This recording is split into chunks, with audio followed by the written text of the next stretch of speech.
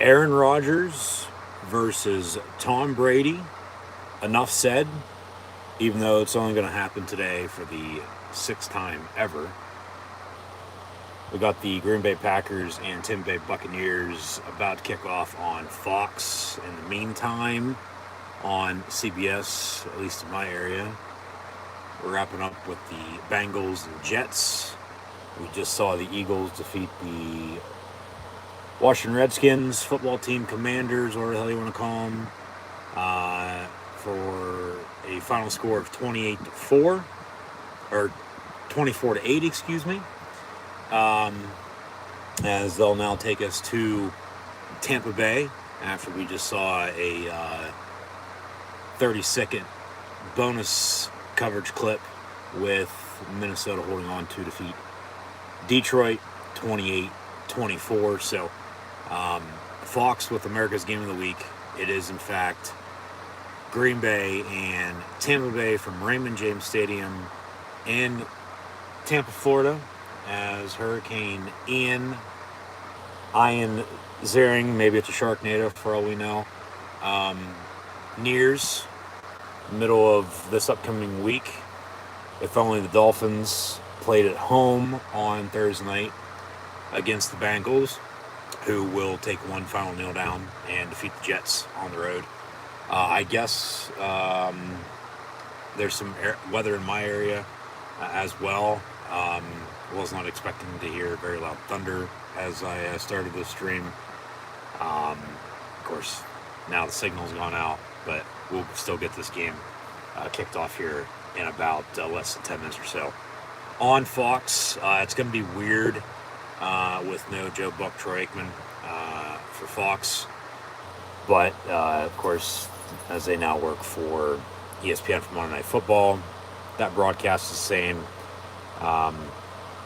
I have seen a couple Fox games so far this year, and the new broadcasting duo they put together seems to be doing just fine. So it's just going to be odd. No Buck and Aikman for the game of the week for Fox, regardless of the time slot. But going to be a long from here on out till midnight or so, 8 hours.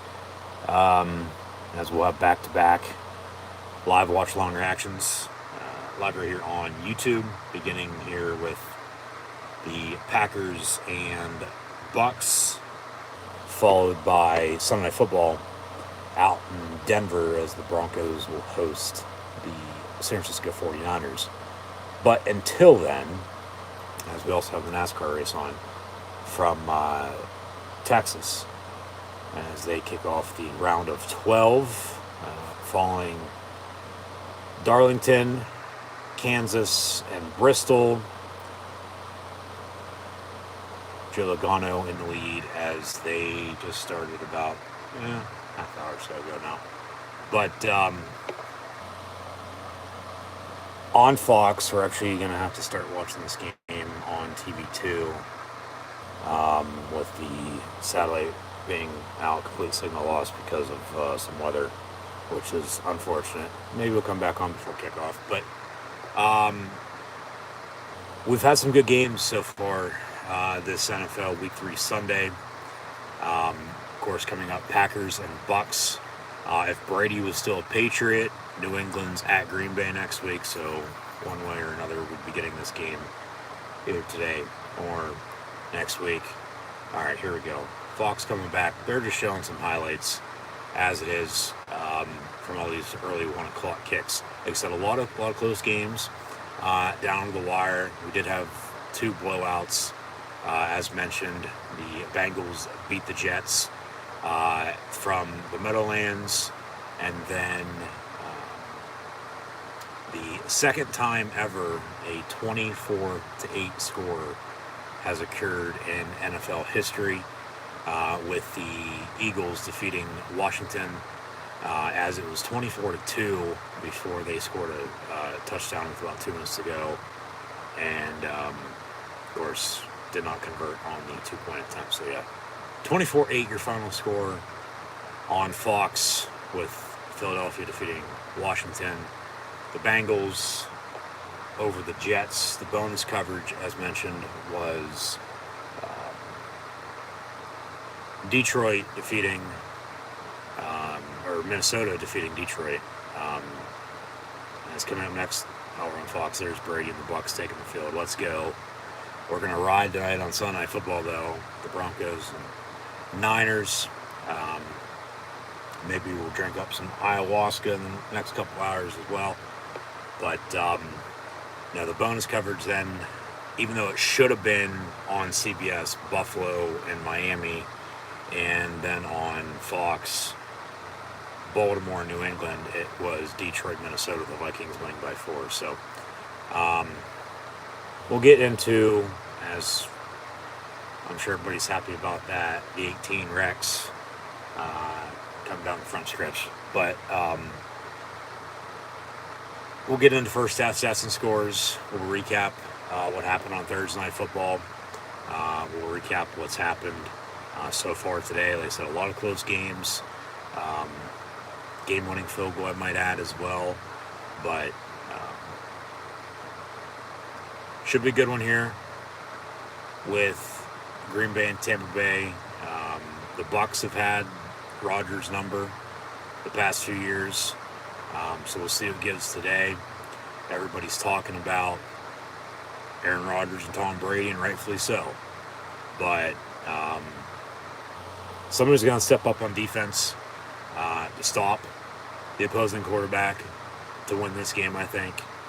It's going to be one on the ground in the running game as well. But special teams, keep an eye out for special teams today.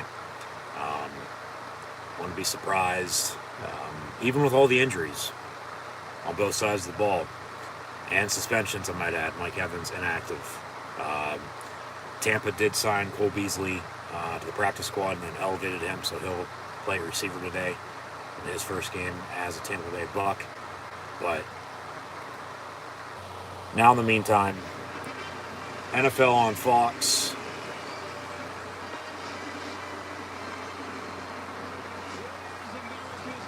It is, in fact, America's Game of the Week. 2 number 12s. Rodgers in the pack in their home green uniforms on the road, taking on Buccaneers. It's nice in Tampa for now, but come Tuesday, Wednesday, Thursday, it's going to get ugly. So hopefully everyone stays safe. But, yeah, no more Joe Buck, Troy Aikman. We've got Kevin Burkhardt and Greg Olson with Aaron Andrews and Tom Rinaldi. But they don't get enough credit, I don't think. They're not as bad as you think they are. Just watch and listen, all right? So, of course, once Brady retires, Greg Olson's going to have to go somewhere else. But,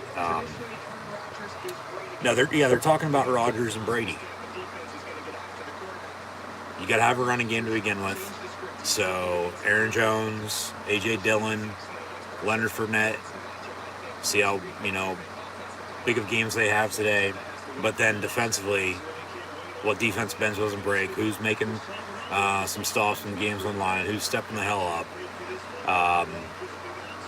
But special teams, yeah. Talk about the players inactive. Watson's out with a groin. They said Sammy Watkins, the former Clemson Tiger, is also out.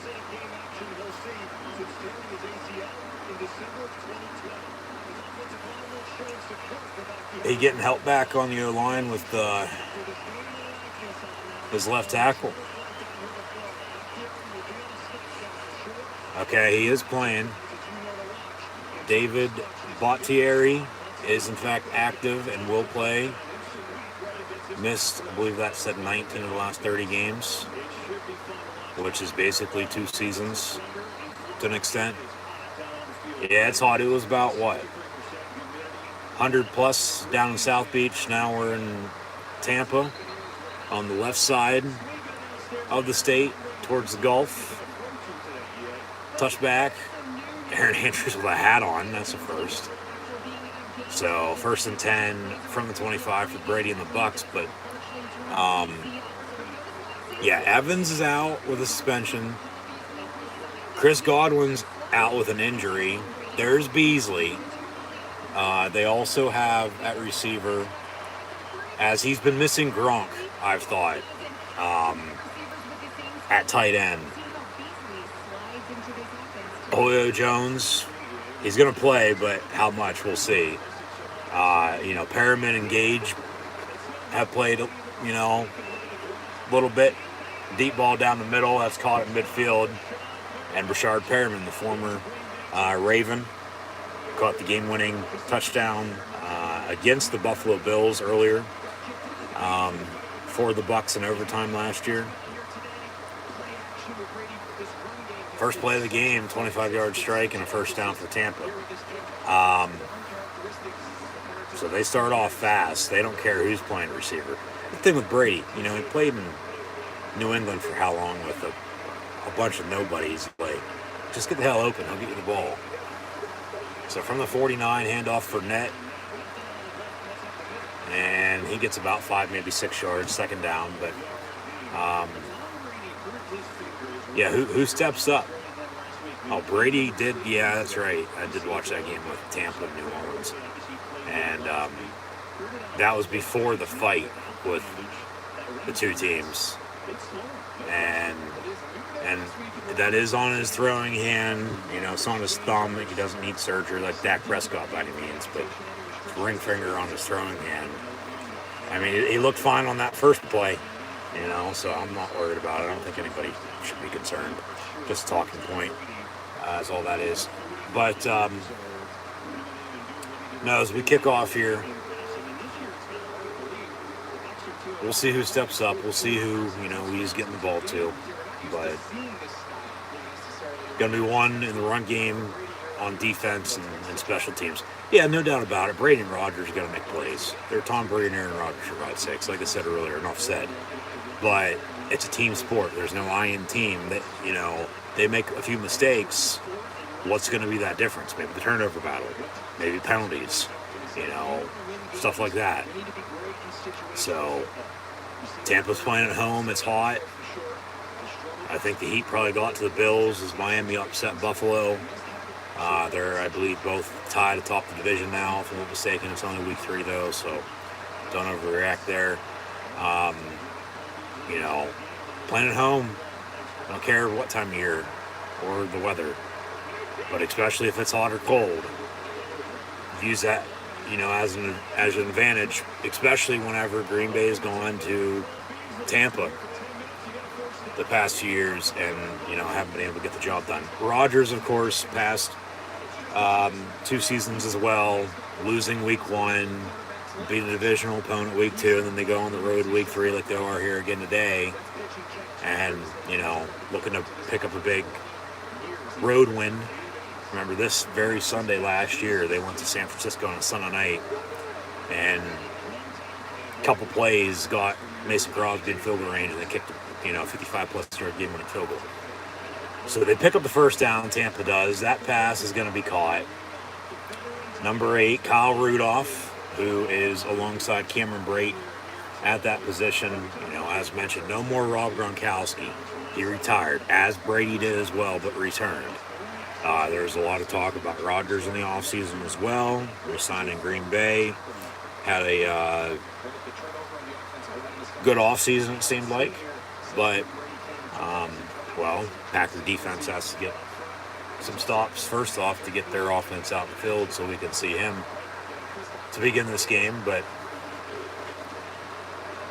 Brady going to hand off for Fournette, and to the 20 he goes for another 6-yard gain, second down and 4.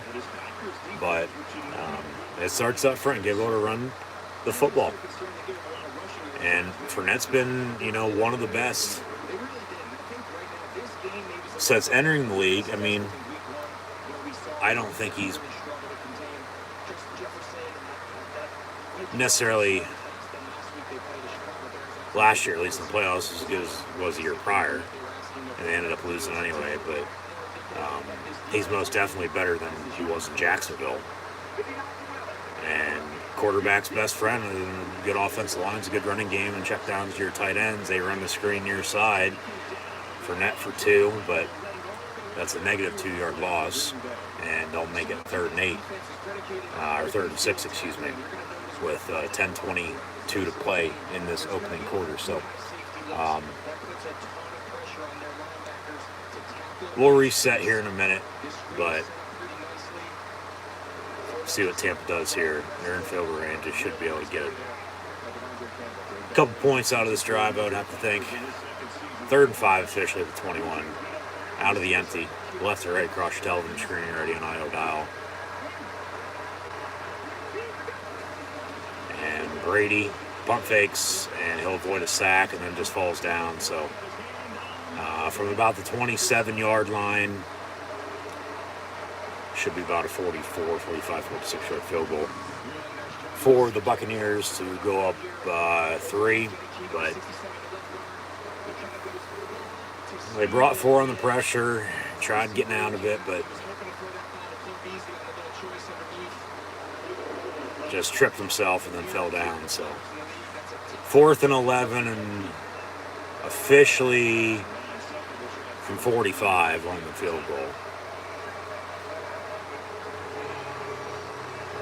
And the kick's going to be up. Kick's going to be good. 3-0 Tampa Bay with 9:06 to play in the first. All right, we're going to get Rodgers in the pack out in the field next. And as mentioned, we'll reset here. But just thank you for tuning in and listening.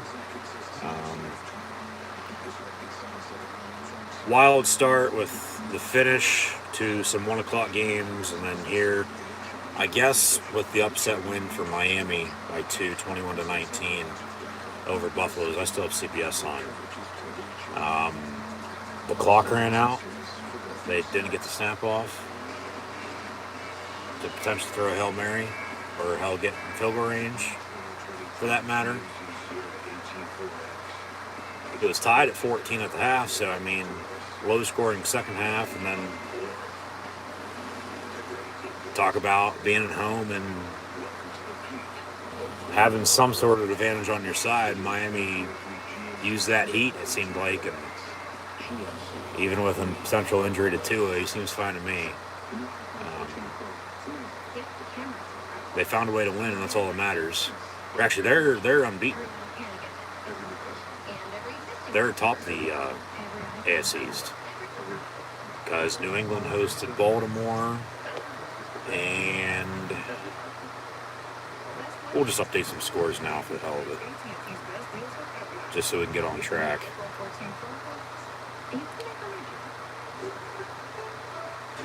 And then we'll get back from this break and go from there.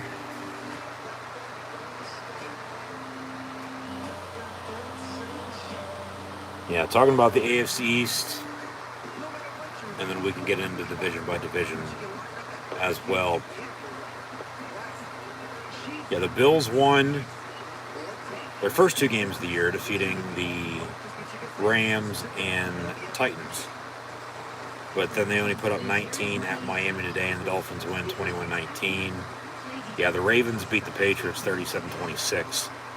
And then the Jets lost as well to the Bengals 27-12.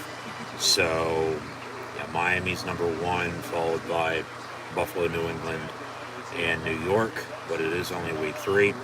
The Dolphins and Bengals will play on Thursday Night Football. And I'll have live watch along reactions then, so be sure to tune back in.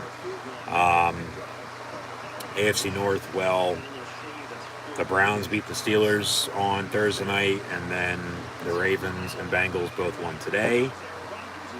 The South, ongoing 0-0 with the Jags and Chargers. The Texans lost by 3 on a game-winning field goal against the Bears, 23-20. The Titans won 24-22 for their first win of the year. Colts won as well, defeating the Chiefs 20-17. That's a big upset.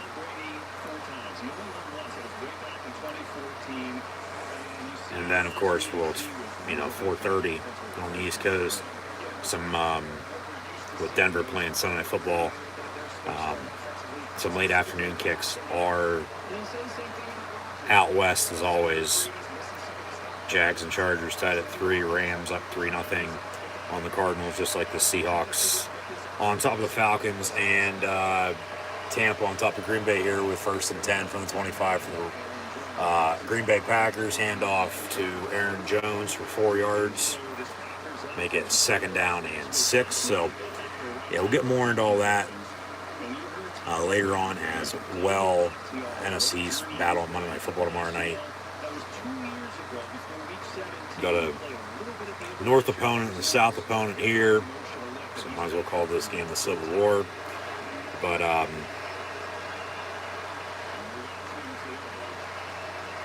the NFC honestly only has, you think about it, 3, maybe 4 teams that could vie for the Super Bowl. That we'll see the halftime show performed by Rihanna now, not Taylor Swift, as originally thought on Friday. They made the announcement about an hour and a half or so ago now. Rihanna going to headline Super Bowl 57 halftime from Phoenix come February the 12th on Fox, I might add, so cheap plug. But 1st and 10, as they got a few on that opening play, get the 1st down. Jones with another touch, gets another Packer 1st down. Actually, they're going to mark him just short, so 2nd and about 1, maybe 2.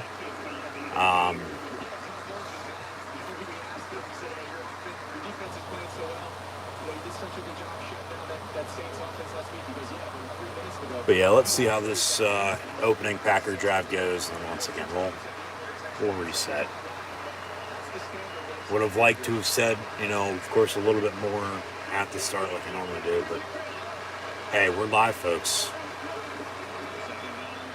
2nd and 2, slant over the middle, caught. Fumble? No. Even if so, he recovered it, so.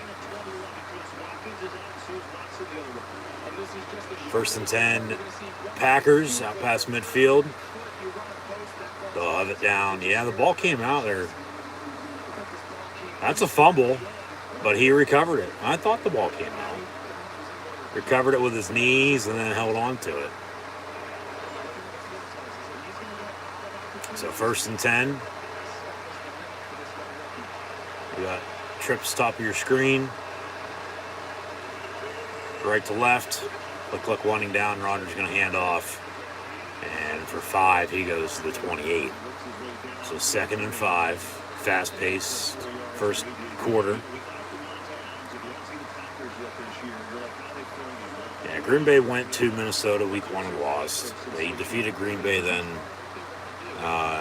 Green Bay did Bears, last Sunday night at home. And then, Tampa, they're 2-0, defeating, having seen both of their games.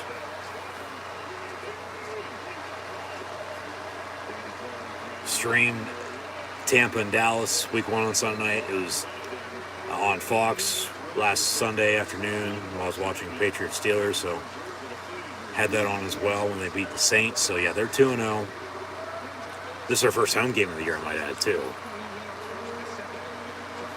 with Green Bay's 2nd road trip, but still should be a good game. I mean, when they went to Tampa 2 years ago, mid-October, Tampa put it to them. And then Green Bay got home field in the playoffs.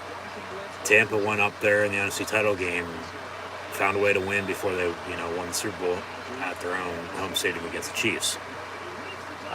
Bubble screen, Randall Cobb down to the 11.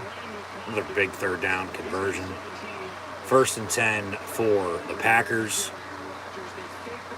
But, yeah,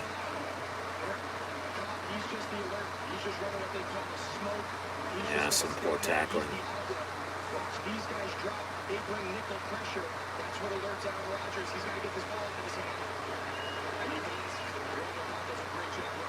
Good block, though, by 13.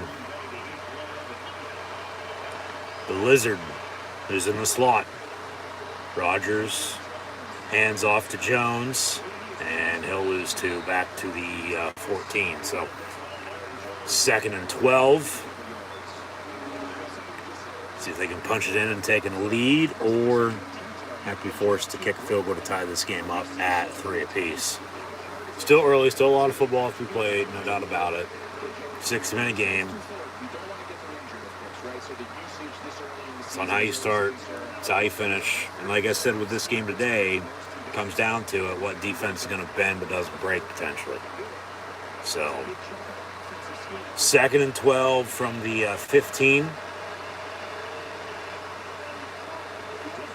Rodgers looking near side. And it'll be picked off. No, complete to Dobbs. The Romeo and Juliet connection. Be 3rd and about 3, I'd say, with 3:33 to play. Yep. A.J. Dillon on the ball game back. I mean, Tampa's good at stopping the run. Maybe you catch him off guard, a little play action if he lines up under center here. We'll see what they do. He's going to be in the gun. 2 receivers stacked, top of your screen. Maybe go to a tight end here. Quick slant, Dobbs again, and he's in. Touchdown, Green Bay. 6-3, pending the Crosby upcoming extra point. So, Tampa drives, kicks a field goal. Green Bay gets the ball, they drive and score a touchdown, and it looks like we're going to have a good one on our hands. Fun one at that. He's in. That's a touchdown.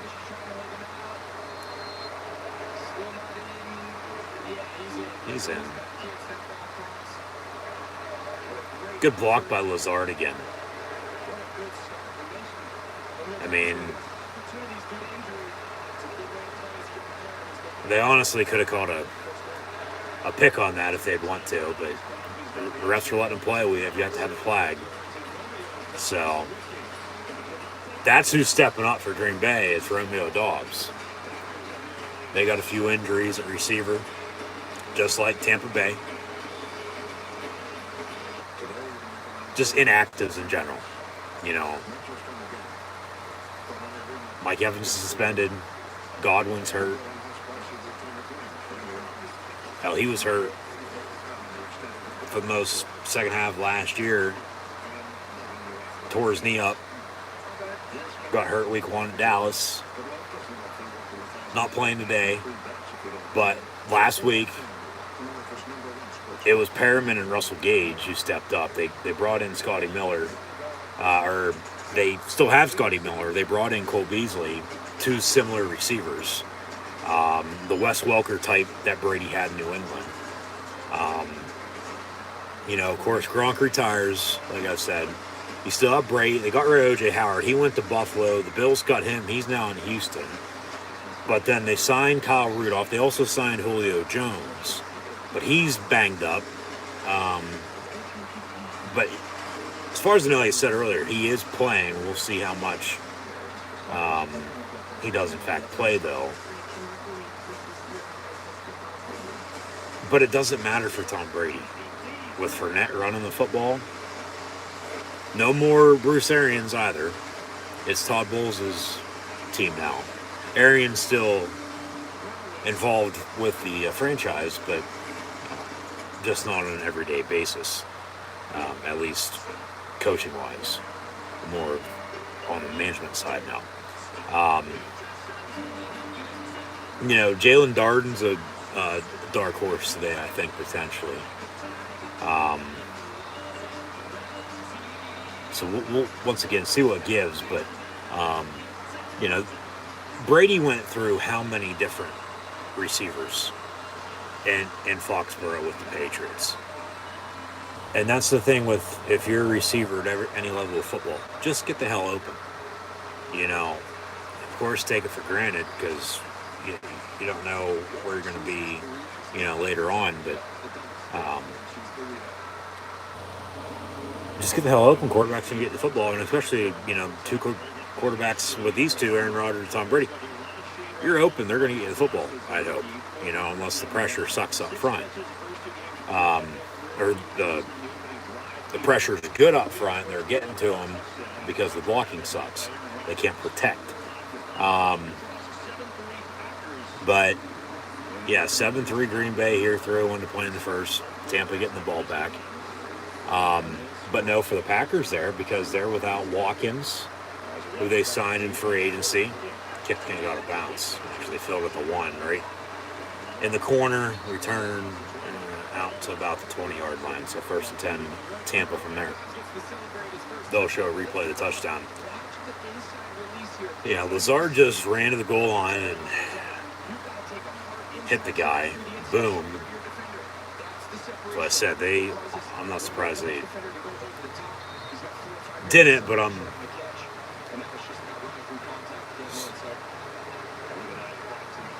surprised at the same time that, like, well, it is what it is, whatever. You know what I mean? I can't talk today for whatever fucking reason. From the 23, 1st and 10. Flag on the play. There's that. Let's talk about the refs. Let them play. Got a hold. It's coming back. So they'll replay it down. 1st and 20. Yeah, that's a good call. That opened the hole and got him the 6 yards that he got. So, yeah, touchdown Green Bay. They're up 7-3. Long story short, but with Green Bay once again, no Sammy Watkins, who they signed in free agency after they traded Devontae Adams. He's now a Raider. They lost at Tennessee. You have 1st and 20 now for the Bucs. Handoff for Net. Nowhere to go. 2nd and 20 from that spot. Cobb's still there. Talk about somebody who's battled injuries. Robert Tonyan, a tight end. But, they have a two-headed monster in the backfield. And they're also going to get a lot of touches, whether that's running the football or Rodgers dumping them off in the screen game.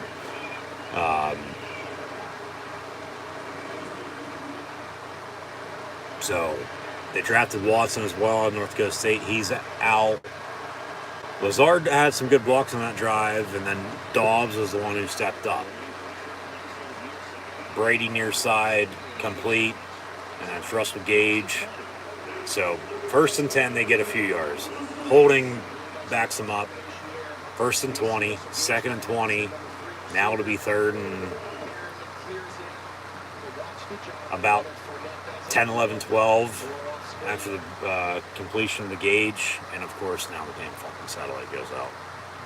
So as I had CBS on for post-game, they're just showing highlights from one of those earlier games anyway.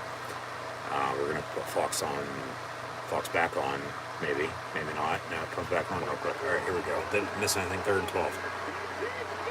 So,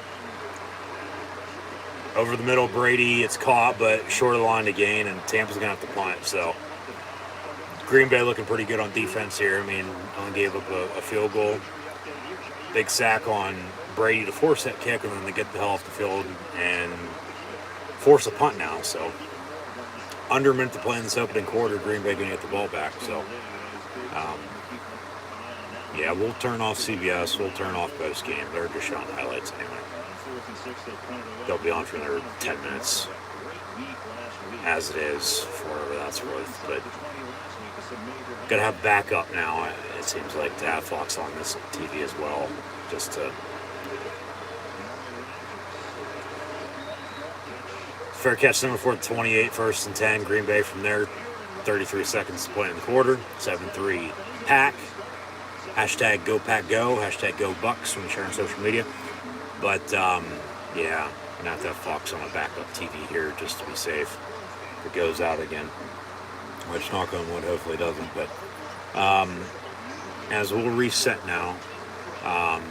Been all over the place. Which, it is what it is. I try to keep it as, straight and narrow. Not scripted by any means, just keep it the same as I've done streams in the past, and we'll do so moving forward. It's live though, folks. This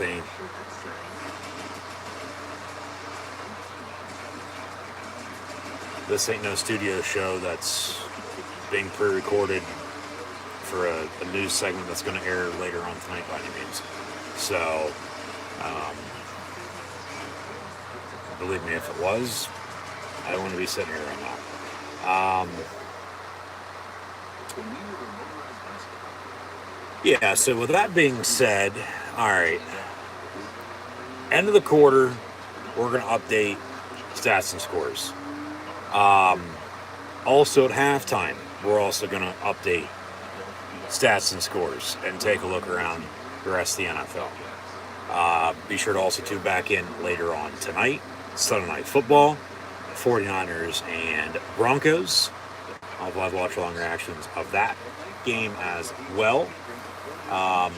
We'll also preview NFL Week 4. That'll kick off on Thursday night with the Dolphins and Bengals, which arguably should be a damn good game come then on Amazon Prime.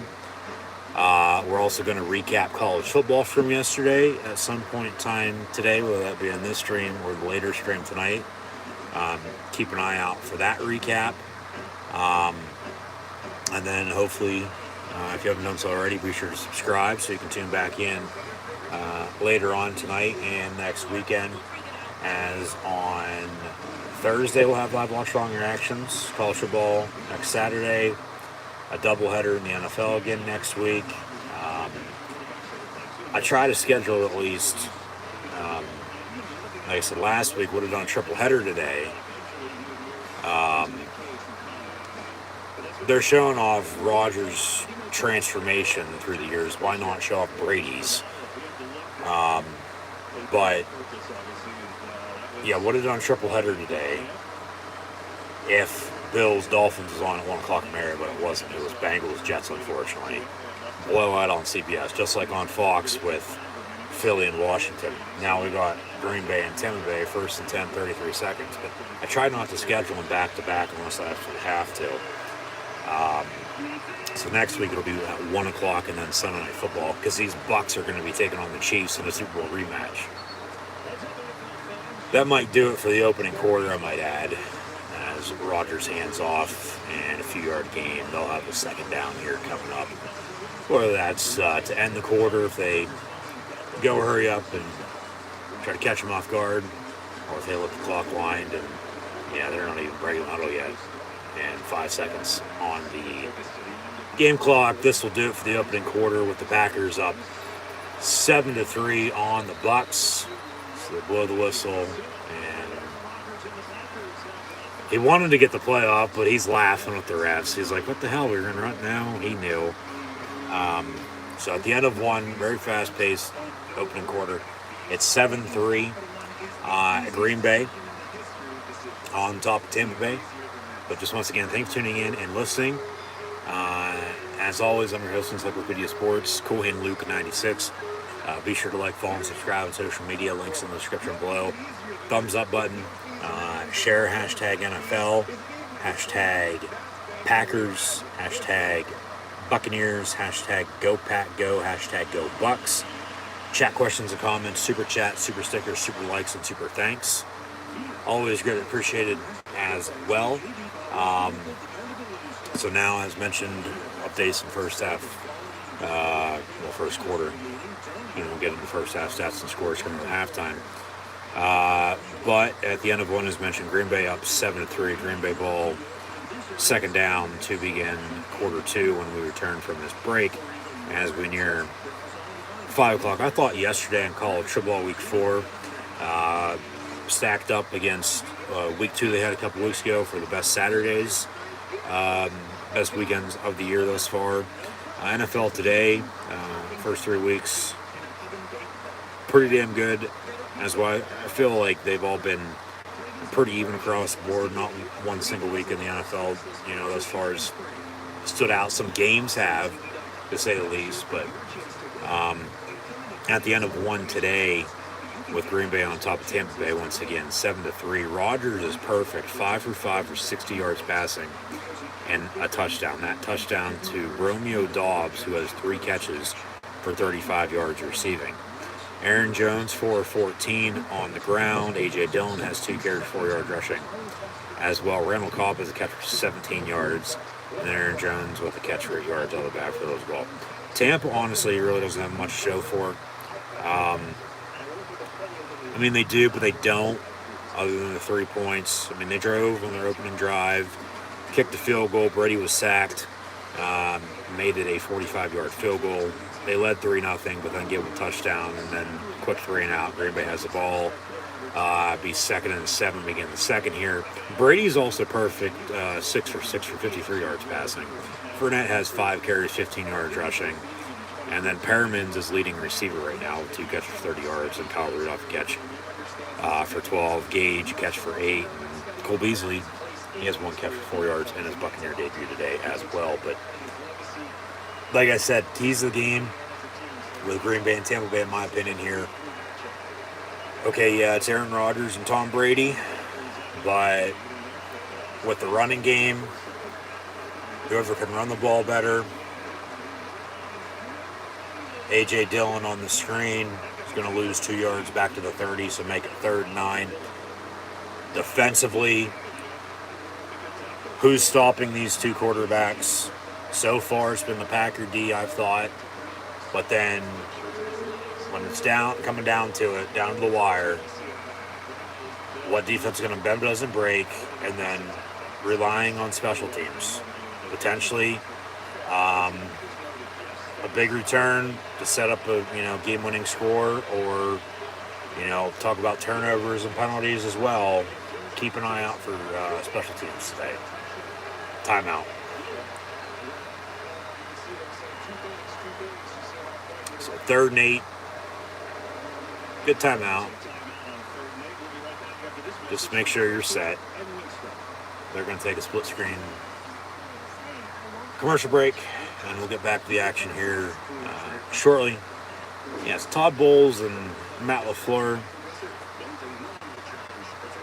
He's from the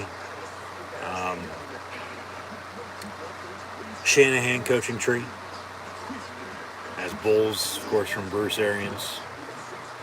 And talk about the Jets. Matt's brother Mike is on Gangrene's staff with former 49er assistant as well, and Robert Saleh. Of course, Bowles coached the Jets. Former Jet head coach Rex Ryan's on The Amazing Race this year. But after, Bowles' stint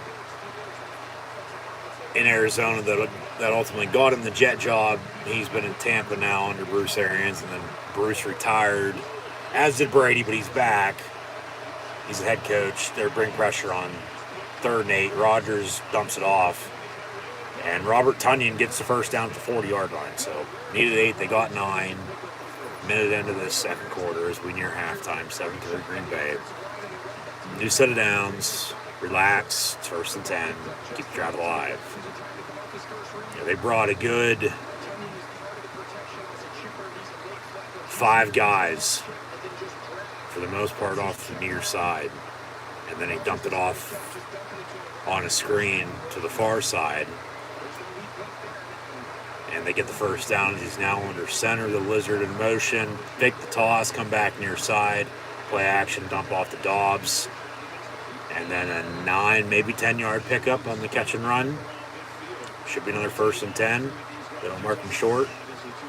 As they, compare Rodgers and Brady throughout their careers. Brady has a good, 100-plus wins on him, 30,000 more passing yards, another, 150, 200 touchdowns as well. And Super Bowl appearances and Super Bowl wins, but, they're both future Hall of Famers. All that matters today, though, is who wins this game. Because this could determine home field come playoff time.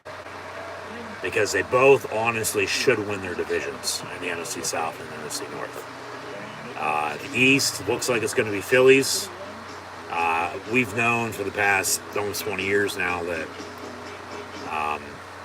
as we'll get it on when we come back, another timeout by the Packers. So that one's going to suck. I'm going to come back and bite them before halftime. They'll still have a 2-minute warning plus a timeout, but they got to burn the second timeout on this drive. And they're just at midfield, up 7-3. That a new team in the East wins that division every year. Last year was Dallas, even though Philly made the playoffs as a wild card. Of course, Prescott's hurt. Philly's looking like I get it's still early, a damn good team, a potential dark horse come playoff time if they can make a run. They can get hot right at the right time they get the last year with the running game. They're starting off good, but it's on how you start once again, it's how you finish. So, get at me, come November and December, because that's when your season's, won or lost. But if it ain't won now, I mean, they're playing good in all phases, especially on defense. But their offense is looking pretty damn good too. And I'm just not saying that from their game earlier. I have seen them also in every single game thus far this season.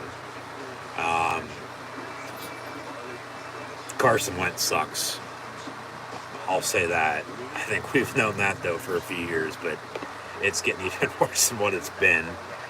And out west, you have LA as your defending Super Bowl champs. The Niners, I think, with Jimmy G as your starting quarterback now, are going to make some noise because they've been there with him as their starting quarterback the past couple years.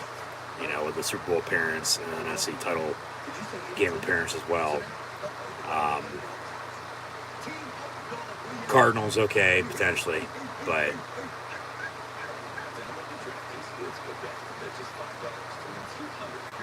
yeah, history aside, forget about the past. You got to worry about what's in front of you in the present and the future.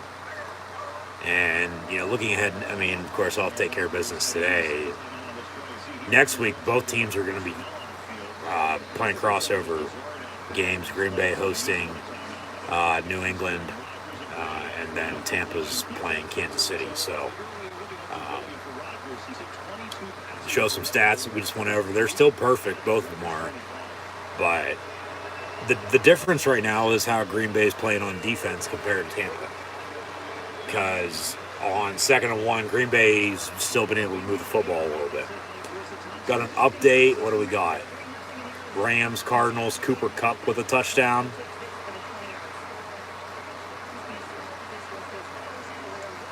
$10-0 Rams as they begin the second quarter play. There's only, 4 games on right now? And everything else was earlier. Let alone on Thursday. Or, of course, still to come tonight on Sunday Night Football and then tomorrow night on Monday Night Football. Yeah, there's only 4 games on right now. Jaguars, Chargers, Rams, Cardinals, Falcons, Seahawks, and Buccaneers, Bucks that we have on. So this is the only game that, can be watching. Normally at 1 o'clock, you got 1 or 2, depending on where you are. Normally 2.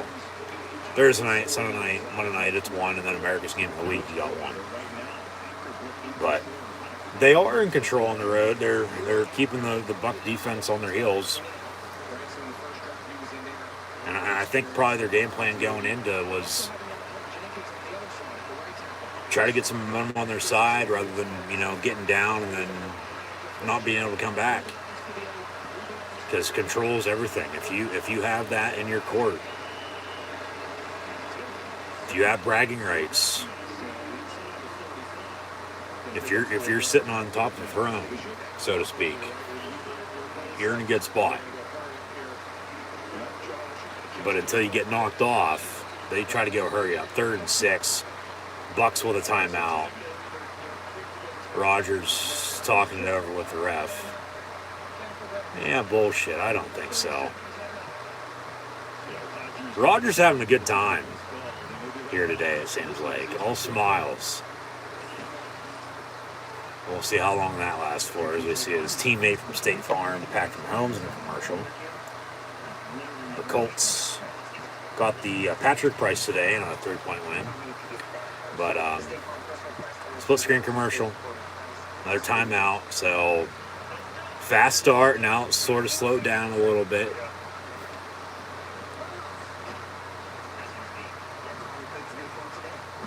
Chaotic would probably be a good word because this game's been all over the place. Trying to do this, trying to do that,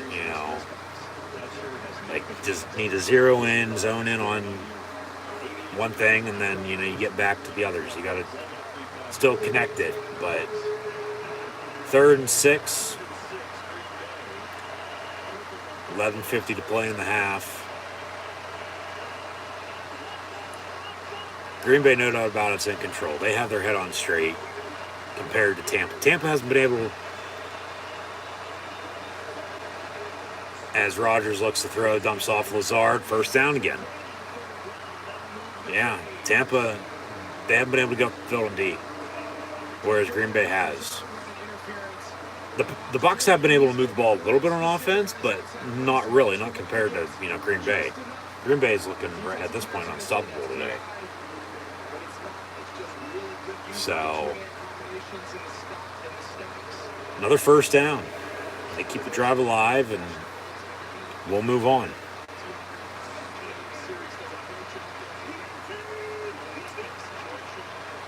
Good hard count. Almost got him to jump, but they stand still. Fake the end around. They toss near side Aaron Jones. And 3 yards for him. Second down. But talk about deep shots. Haven't seen any of those yet. Maybe Rodgers here. You're in a good spot. 35, 36 yard line. Down the middle of the field. Deep ball potentially. Maybe, take a shot down the sideline. They're trying to find a running game. They have 2 good running backs compared to Tampa only having 1. So, talk about advantages once again. That's on their side, and they rotate in A.J. Dillon now. Play clock at 3, 2, 1, they get it off. Fake the give. Rodgers going to step up in the pocket, just shuffles it. Dillon somehow fucking caught it. And he'll be short, be 3rd and inches, it looks like, unless they give him that first down. Under 10 to play in the half. Yeah, 3rd and 1. 3rd and 1 for Green Bay. Looks like Kyle Larson's going to win stage 1 at Texas as well for today's NASCAR race, as he is defending his title from last year. From the 29, though, 3rd and 1. Rodgers fakes a give, come back. He wanted to go to his tight end. He still goes to his tight end, 84. That's Tyler Davis. And down to the 5-yard line he goes. 1st and goal, Green Bay. Rodgers has Green Bay in a good spot right now. Whereas Brady on the sideline is trying to get the Bucs fired up. And hey, still early, still a lot of football left. Like, at this point, this game's coming down the wire. Yeah, he wanted to go to him right off the bat, and he wasn't open. So he had to keep rolling, and then he finally got open, and then he, hit him. So, balance and consistency, folks. Run to pass, pass to run. Here comes a run. 1st and goal from the 6. Actually, quick slant over the middle. Touchdown, Allen Lazard, touchdown Packers. And they're going up 2 scores here as we got about 8 minutes to play in the first half. 13-3 Packers. Now, coming up, as I might add too, Green Bay's going to get the ball to begin the 3rd quarter. This game's flown by.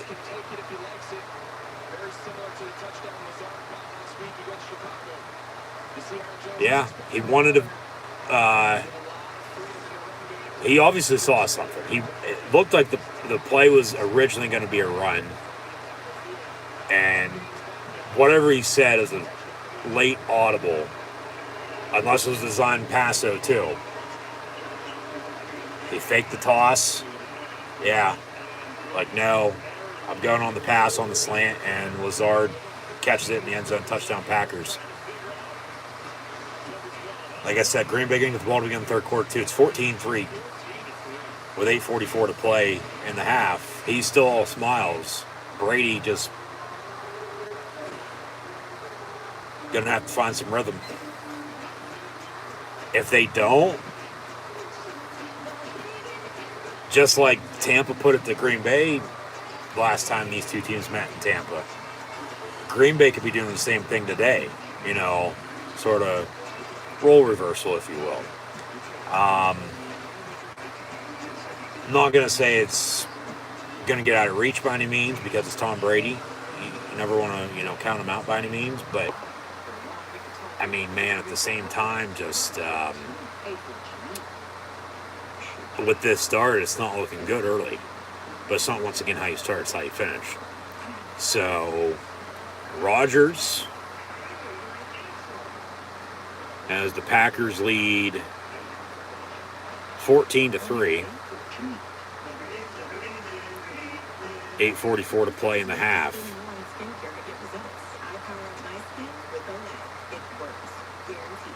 Number 12 for Green Bay, not number 12 for Tampa Bay, is 12-13 for $120 and 2 touchdowns.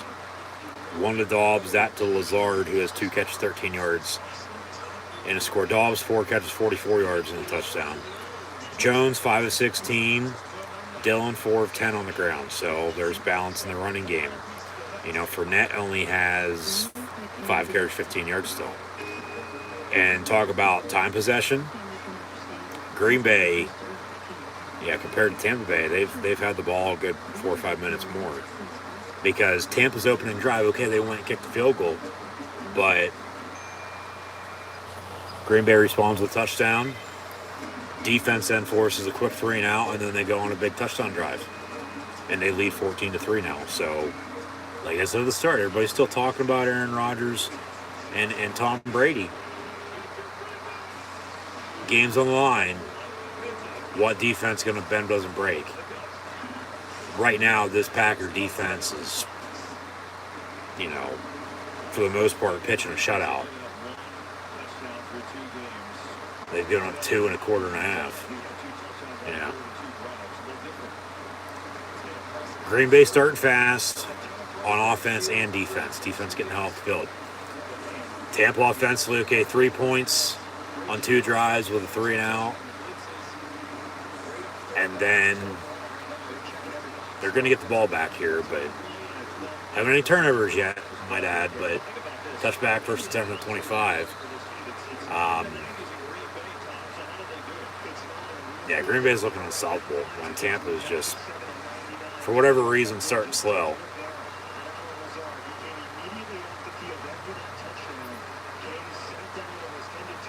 But Dobbs, 4 catches, 44 yards and a touchdown. Davis, 1 for 23 to get that goal to go from the 5. And then scored. Cobb, 1 of 17. Lazard, 2 of 13 in the score. Tunyon has a catch for 9 yards as well. But Tampa, first and 10 from the 25 here. 2 timeouts, 2-minute warning, 8:44 to play in the half. Bubble screen complete to Gage. 3 yards or so. We'll see if they can cut this lead. Keep it within reach, because you don't want to have this game get out of hand. Because then you're in trouble. Even with Tom Brady, you're going to be in trouble. But you never want to count him out, though, either, like I've said. So, leave it at that. Trip, stop your screen. Got a flag, and we're going to have a false start on, it looks like, number 10. Yep.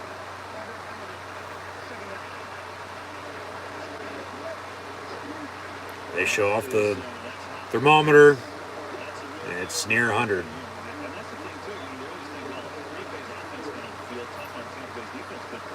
Luckily, the Chargers aren't playing in Jacksonville right now.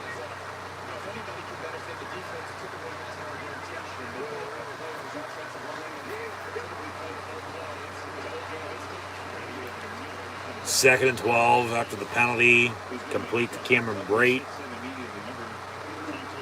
So 3rd down.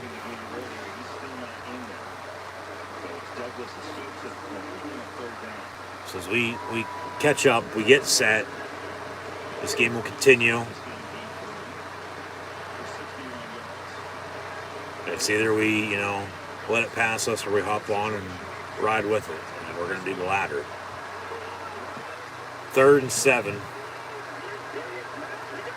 That's a false start on the 2 tackles. Make it 3rd and 12. Good God. Tampa's just shooting themselves in the foot to start this game.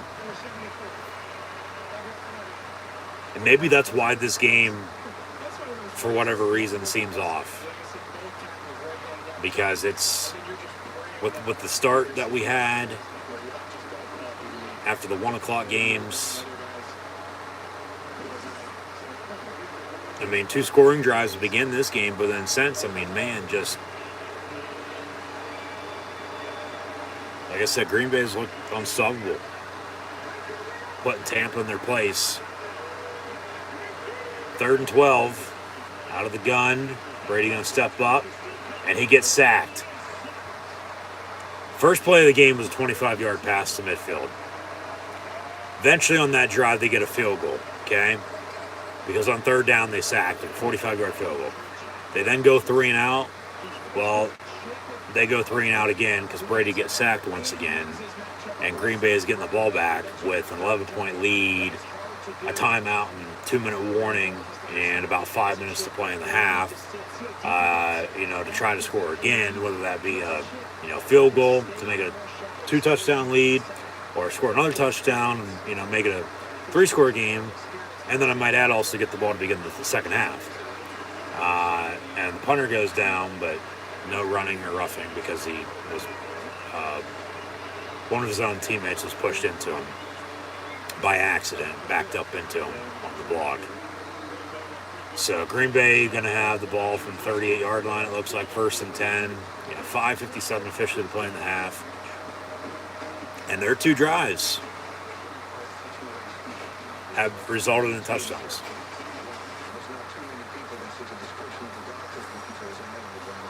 They went officially 10 plays, 75 yards in 6 minutes for a touchdown. And then also went 12 plays in 71 yards in almost 7 minutes for a touchdown. They lead 14-3, getting the ball back 1st and 10.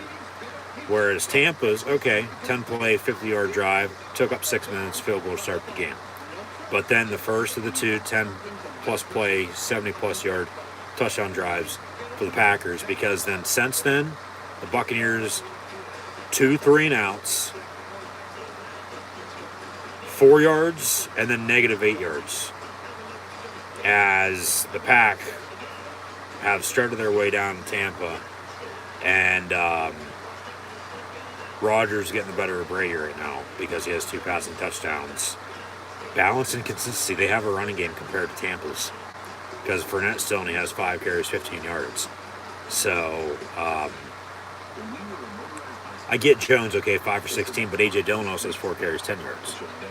Like, they've been able to convert on 3rd down. They've continued to drive. They've gotten 1st down games, working the sticks, keeping it simple, balance and consistency once again. They've moved the ball. Like I said, a 10-play, 70-plus yard touchdown drive and a 12-play, 70-plus yard touchdown drive for Green Bay. And they lead 14-3. Whereas, Tampa, field goal drive to begin the game, up 3. Green Bay scored 14 unanswered on top of that. 14 threes you scored. 1st and 10 Pack when you come back. And then you have 2 3-and-outs for a total of 4 -8s. What? Not good. Tampa's just, I think sluggish would probably be a good word to use.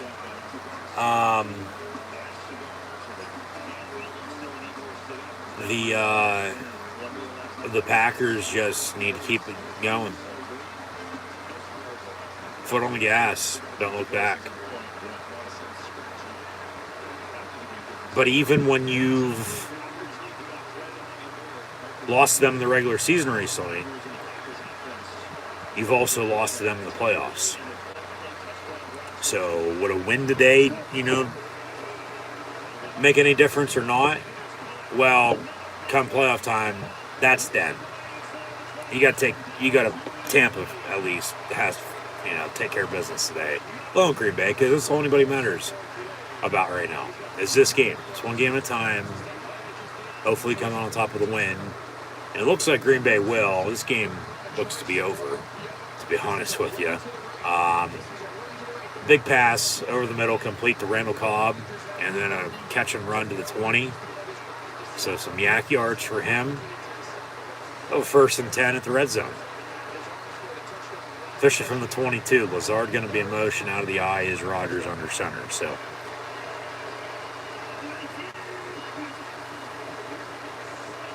just a shitty start for Tampa when Green Bay, they came to play. And they're putting some more nails in coffins as I speak. 6-yard gain by A.J. Dillon, 2nd and 4 with 4:50 and counting to play in the half. And if they score here, score again early third quarter, I think this game is probably for sure over at that point. But you still never want to count out Tom Brady, but when they don't have anything going as it is now, I mean, honestly, what makes you fucking think they're going to do anything then? Other than his name still being Tom Brady. 2nd and 4.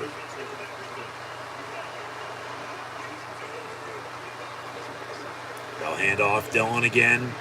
They'll get a first down inside the 10, down at the 9. 1st and goal, Green Bay. Knocking on the door again, looking to extend their lead. And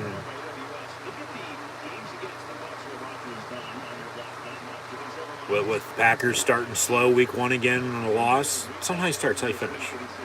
You know, they looked good last week. They're looking even better today. You know, that's the thing with week 1. And I talked about it then. Everybody overreacts. You know, last I checked, Super Bowl's not until February. 1st and goal. Jones on the give, and he'll get 2 to the 7, 2nd and goal from there. They can work some clock here, too. They don't need to snap it again until under 3. They get a 3rd and goal. I mean, maybe if they don't get it on that, 4th and goal, they can wind this to a 2-minute warning before they have to kick it, let alone score a touchdown. And then, you know, Tampa's getting it back, down 3 scores, under 2 with 2 timeouts, trying to do something before halftime. Okay, they might, but they probably won't at this point because they haven't done anything yet that, you know, would solidify that. And then Green Bay gets the ball to begin the 3rd quarter. So, man, just a dominant performance by Green Bay here. Another give. 4-yard line goes A.J. Dillon. Be 3rd and goal from there. And there's about a 5-second differential between the game clock and play clock. They don't score here. They can get a 4th and goal with 2 minutes unless Tampa calls a timeout. Make them kick it if they don't want to go for it then. And then Tampa get the ball back under 2 with 2 timeouts. But yeah, just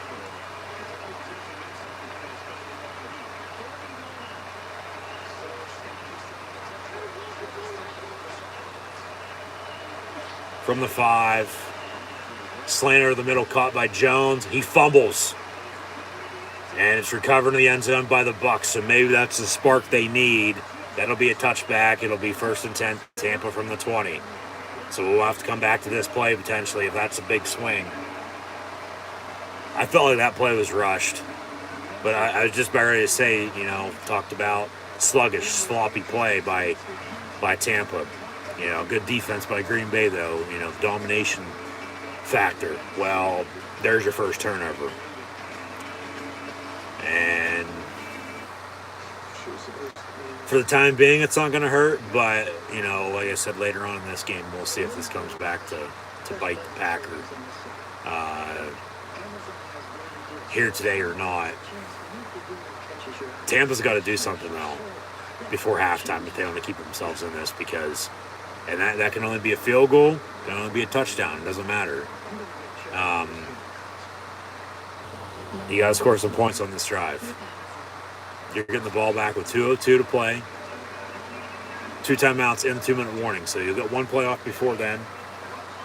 And then have 2 timeouts. So maybe they'll probably run it, but maybe take a shot on this opening play just to, you know, catch them off guard. They're going to have to take a shot here eventually, you know. But like I said, maybe that's their spark that they need to get themselves back in this game, get them fired up. Because it once again, seems like Green Bay came to play when Tampa Bay didn't, even though they're playing at home. And until they can get out of the jam they're in, they're just going to be stuck. But turnover, talked about those earlier, that could be, once again, the difference.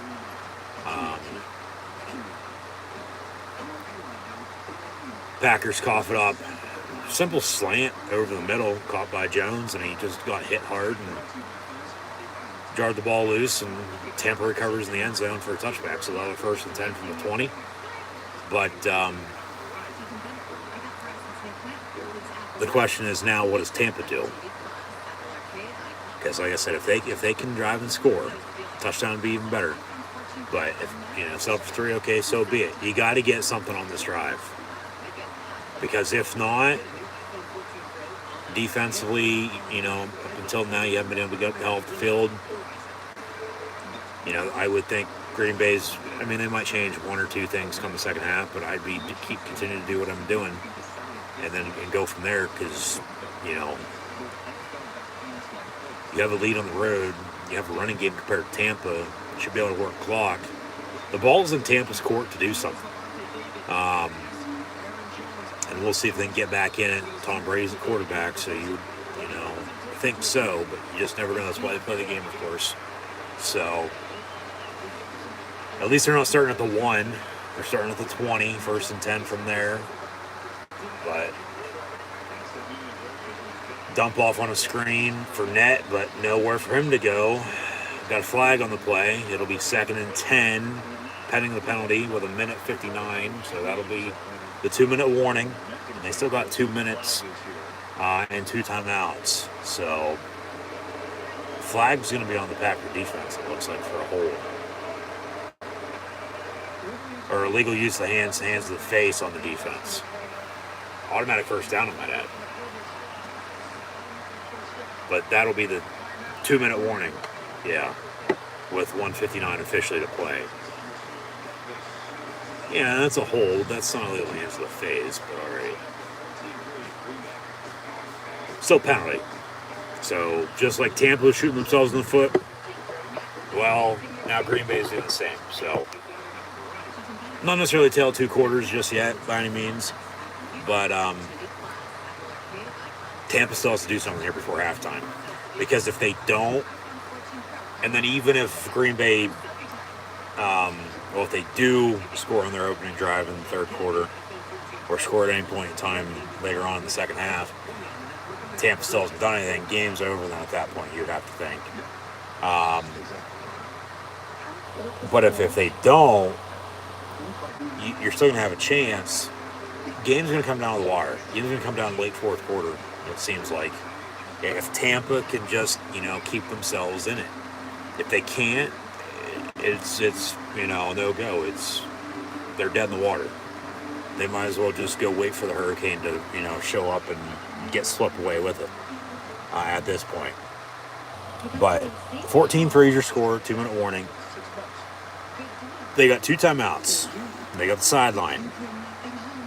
Brady's been in this position numerous times. We'll see what they draw up on offense. Honestly, I'd continue to get Fournette the football. Whether that's in the run game, that last play was in the screen game. Once again, who's stepping up at receiver with everybody out. So far, it's been Rashard Perriman and Russell Gage.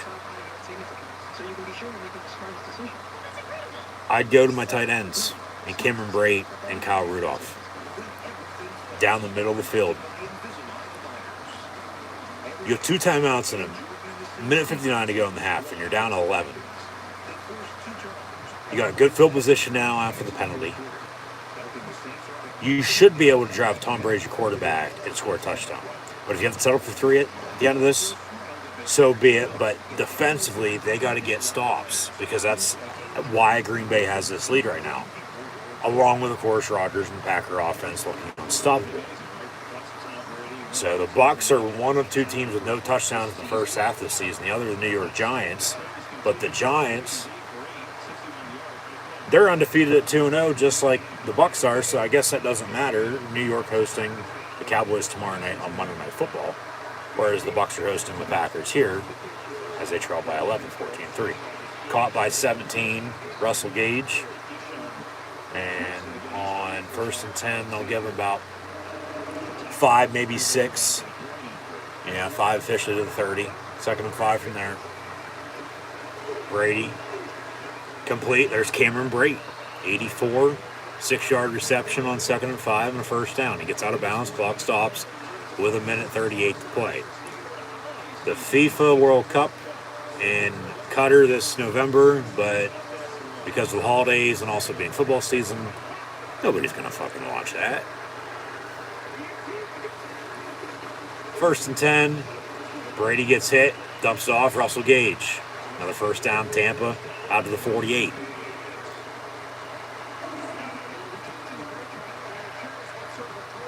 Got a signal of a Louisville L or a gun, if you will. Dump off on the screen near side. Fournette going to lower his shoulder and gets 12. Bang, bang, bang, bang, bang. And they get another first down. So good play call. Obviously that could have meant a double L, but then also to the left side of the formation as they went near side here. Back shoulder intended for Miller, incomplete. 2nd and 10, 51 seconds and 2 timeouts. At this rate, you definitely got to get a field goal now. You still have a good chance of scoring a touchdown, though. As Jeff Burton must want Harrison Burton to not finish his race today. And, well, in the meantime, talk about a Packer turnover. The Bucs then having a good drive. Well, Green Bay with a defensive turnover. And Tampa, man, just nothing going their way today. Fumble on the, he might have been down looking at that. It was completed to Perriman and then fumble, Packers recover, 1st and 10, 41 seconds and a timeout. If I'm Green Bay, Rodgers, that amount of time, that's an eternity. I'm taking a few shots. Yeah, that's a fumble. That ball's out. That's 1st and 10 for the Packers. So, yeah, if I'm Green Bay, you'll have some good starting field position, it looks like, around 35-40. 41 seconds of the timeout. They should definitely get a field goal out of this now. So back-to-back drives, we have turnovers. And then, I mean, hell, maybe they still score a touchdown and then score again in the third quarter and begin the second half, and then ball game from there because Tampa hasn't done shit. And it looks like they'll still, in 3 straight games this year, not score a touchdown in the first half. And we'll see if the Giants can end that streak tomorrow or not. But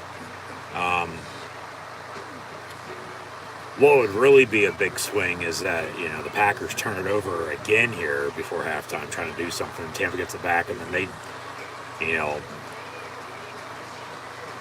score before half, and then you go back to that. That's the, you know, swing. Just very chaotic with everything going on. Jesus Christ, it's getting back and forth. And, I mean, honestly, other than the 2 touchdown drives, not much has happened. You know, it's just very crazy. Just one of those games that started off fast, settled down a little bit, but picking up some steam before halftime. And, man, just... if I'm Tampa, I'm frustrated as all hell, no doubt about it. Because you can't return the ball over like that. But just a good defensive play by Green Bay. They punched it out. Yeah, the ball's out. 1st and 10, Green Bay.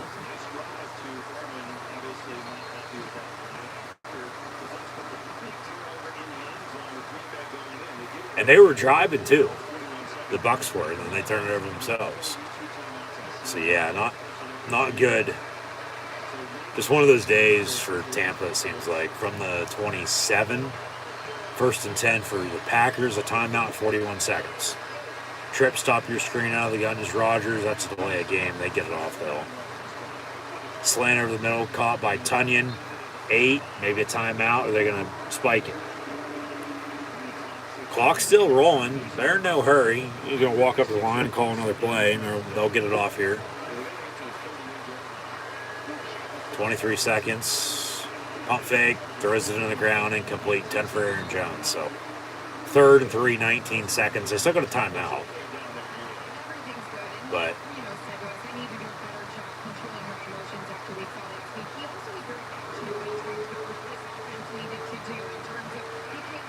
they're not necessarily hurting, but they're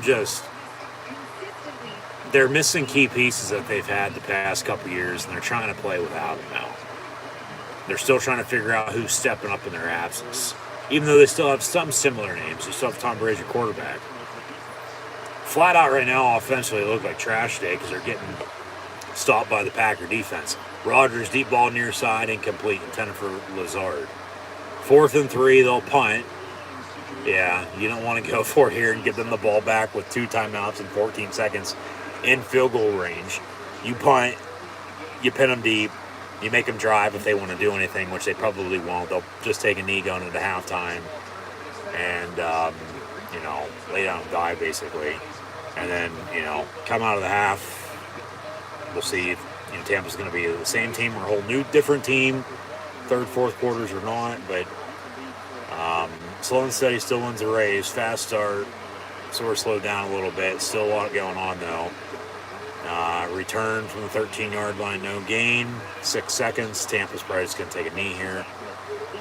And then the Packers will get the ball to begin the 3rd quarter. So, a good first half for Green Bay. Not so much for Tampa Bay, though.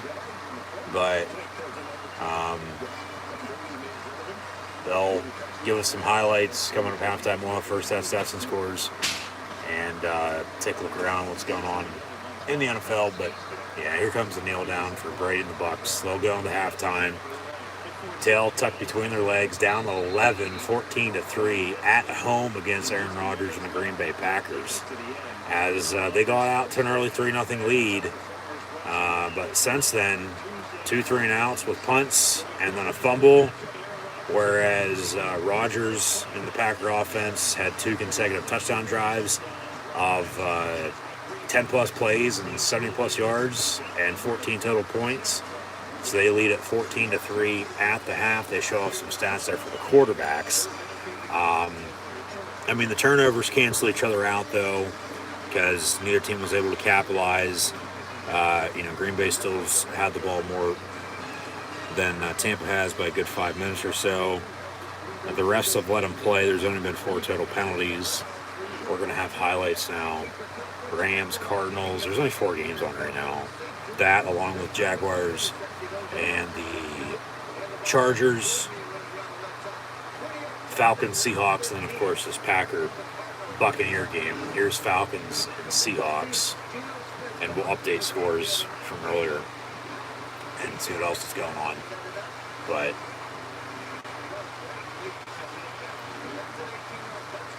Green Bay's in a good spot.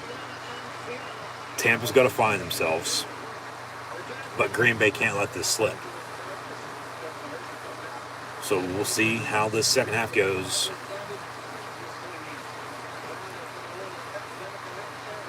Rodgers officially 15 of 18 for 171 yards passing and 2 touchdowns.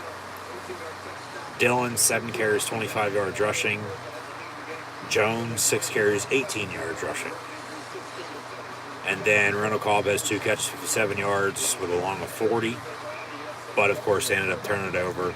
Tampa then ended up turning it over. Green Bay went 3 and out, and the Bucs took a knee to go to halftime. So, wild first half, to say the least, in a 14-3 game.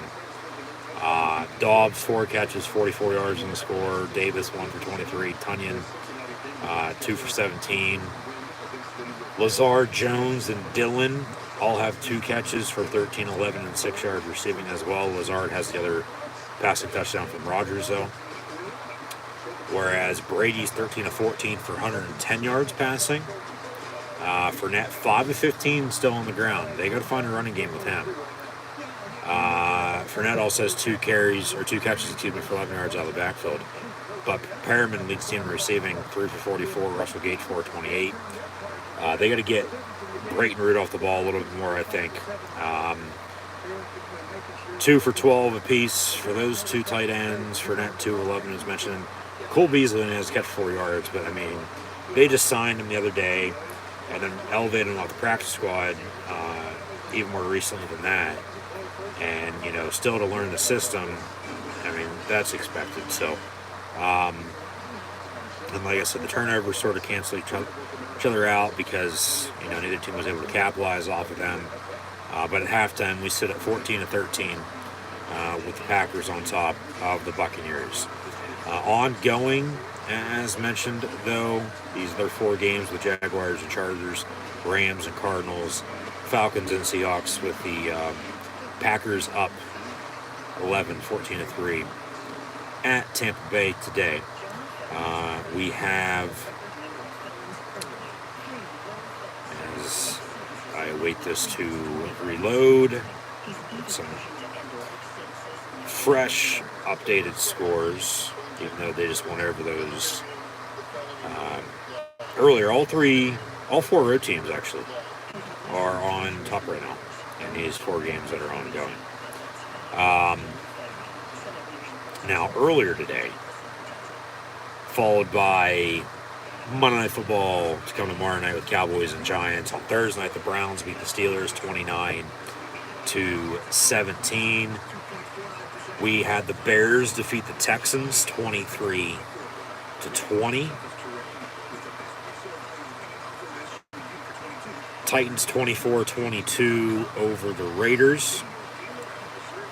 Colts picked up their first win, 20-17 win at home over the Kansas City Chiefs.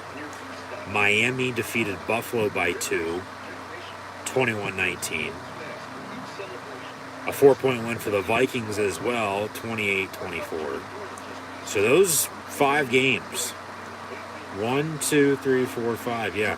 A 3-point win for the Bears, a 2-point win for the Titans, a 3-point win for the Colts, a 2-point win for the Bills, or a 2-point win for the Dolphins over the Bills, and then a 4-point win for the Vikings over the Lions. The Ravens beat the Patriots 37-26, 27-12. Bengals defeating the Jets. Philly beat Washington 24-8, and then Carolina 22-12 defeating New Orleans. At halftime, 14-3 here, of course, with the Packers and Buccaneers. But 16-7 Jags on top of the Chargers. The Falcons and the Seahawks are now tied at 17 as they enter halftime. And the Rams lead the Cardinals 13-3. Next week in the NFL, and also later on tonight, we're also going to, that is when I guess we can recap college football from yesterday.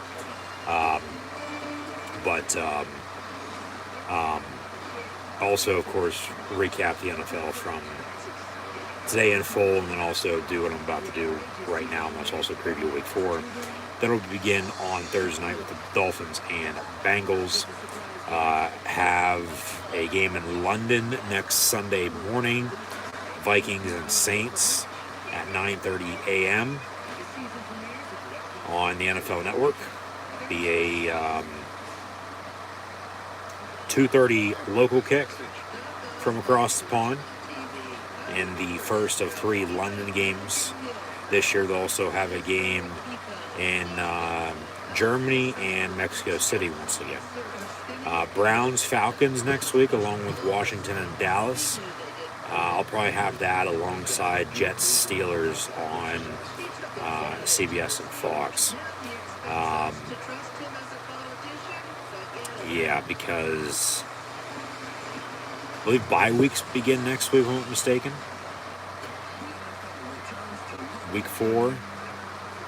We'll have to look into that. But really, the only other teams that would be on in my area that time would be the Eagles, and they're also on CBS, so now I'll have the Steeler game with the Jets and Steelers. Next week, Week 4, we'll have Dolphins, Bengals. there's the commercial for the London game, actually. Vikings Saints next Sunday morning at 9:30. Once again on the NFL Network. They're actually going to show a full slate of highlights from the 1 o'clock kicks now. But Browns, Falcons, as mentioned, Washington, Dallas. Seattle will be in Detroit taking the Lions. Titans, Colts should be a good one, as both those teams are honestly the two best teams in the AFC South. Jacksonville's not playing half bad right now, but still early. Bears, Giants. Speaking of the Jags, Doug Peterson going back to Philly to take on the Eagles next week. Jets and Steelers, I'll have live watch-along reactions of that game live here on YouTube. Then at 1 o'clock next Sunday, so be sure to tune in. Along with Sunday Night Football next week, Chiefs and Buccaneers, and then Monday Night Football next week, it's Rams 49ers. We'll have that as well, WWE Monday Night Raw. So, we had Thursday night college football yesterday, doubleheader back-to-back today. No Monday Night Football tomorrow night, but Thursday, Saturday, a double next Sunday, and Monday next week as well. Before Thursday night the following week, which I believe is the Peyton Manning game with his two former teams, the Colts hosting the Broncos, if I'm not mistaken. And speaking of the Colts, next week they'll host the Titans, as mentioned. Bears, Giants, Jaguars, Eagles, the Jets and Steelers. Buffalo will be in Baltimore taking on the Ravens, trying to bounce back after their first loss. So it looks like Miami is the lone unbeaten left in the league, if I'm not mistaken, right? At 3-0. Along with Philadelphia. The Giants are 2-0. They play tomorrow night, though. Who would have had that on your bingo card? Middle of week 3, with the Giants still to play tomorrow night, that the Dolphins, Eagles, and Giants would be the 3 unbeaten teams in the NFL. It's a long-ass season, though, folks. It's 18 weeks, 17 regular season games, and, it ain't won now, but can be lost. Season's won later on in November and December, and hopefully you can get hot come playoff time and make a run. Might add, Tampa is undefeated right now as well, but they are losing 14-3 at halftime here today against the Packers. Also next week, we got the Chargers and Texans, the Cardinals and Panthers, New England at Green Bay. That'll be the game of the week at 4 o'clock on CBS. And then Broncos Raiders Sunday Night Football, Tampa hosting Kansas City. And then Monday night, as mentioned, from San Fran, we'll have the Rams and 49ers. So, take a look at the standings. Like I was saying earlier, you want to go from division to division in this NFC North, NFC South battle today. Miami,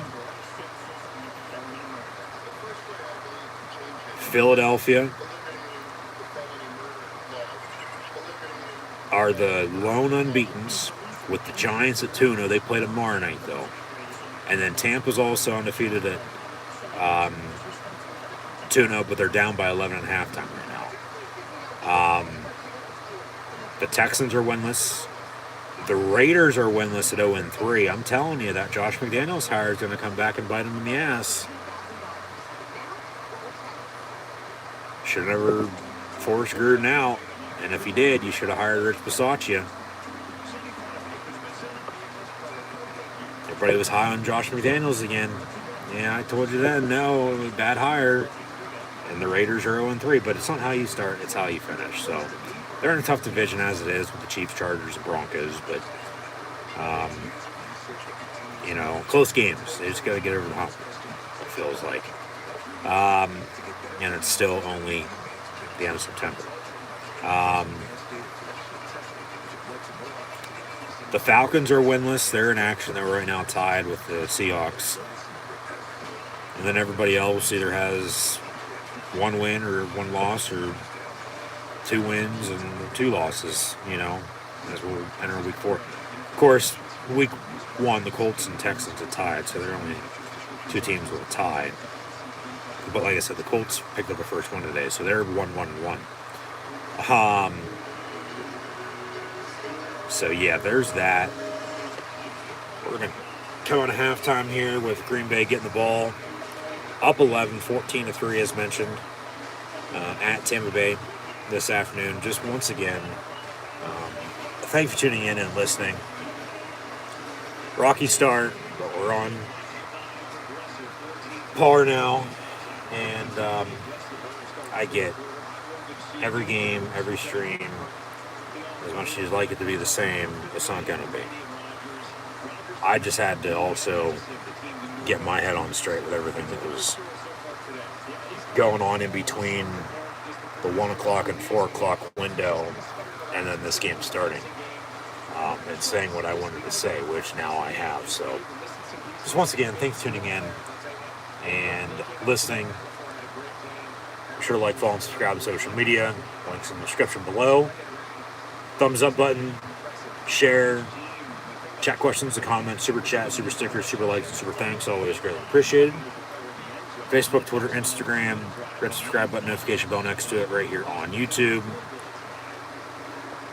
Hashtag it as Packers, Buccaneers, Go Pack Go, and Go Bucks on social media. We'll have touchback on the kick, and we're underway in the second half.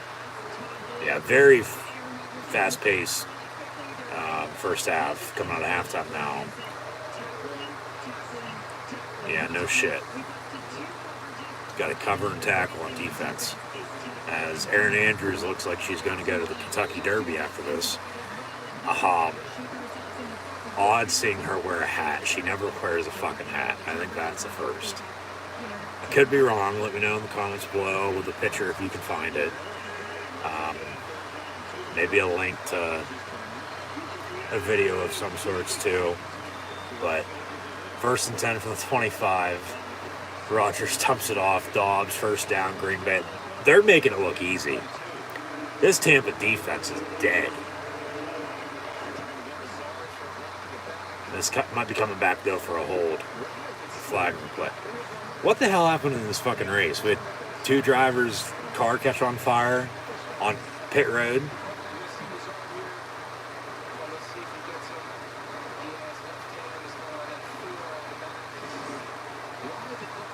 I would have to think overheating. Let alone gas. But then it also being warm since they're in Texas.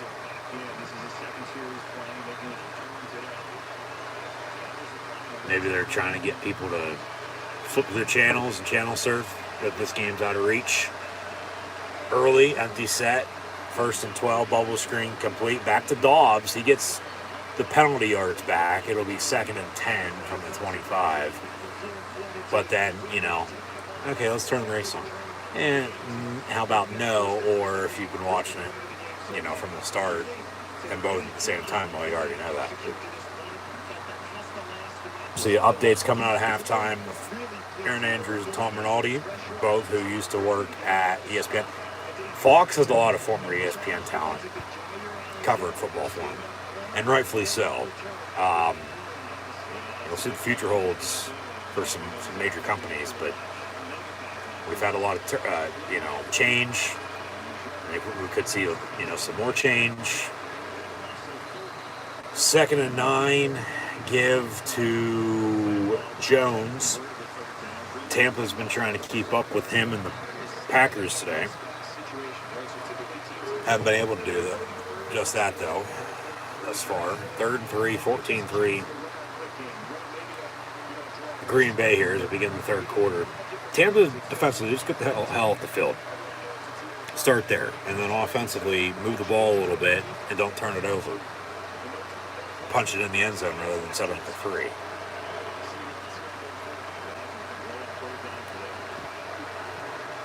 Rodgers pump fakes. Comes back, dumps it off, incomplete right through Dillon's hands. And they'll punt to begin the second half. So Tampa's going to luck out, and they'll get the ball back. So now we might have a good one on our hands.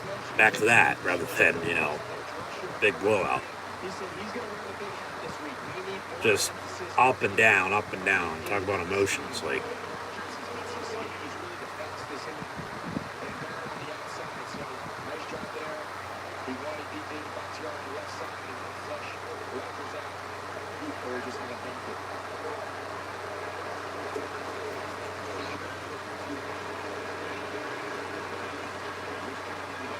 punt from the 10 on the return, and about a 10-yard return. 1st and 10, Tampa. Down 11, 12-46 to play in the third. This is doable, but they just got to get going. If they don't, it's over. If they do what they did in the first half, ball game. If they can find a way, rhythm, momentum, they'll be all right. It'll still come down to the wire at that point, but if not, no. Just every dog has its day, and today's might be Tampa's.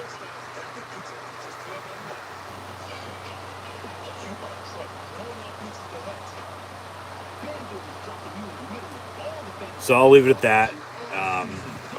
We'll get back to the action momentarily. Finally going to take a break in between a commercial break for myself. Normally try to do that midway through the second quarter before halftime, and then ramp it back up. But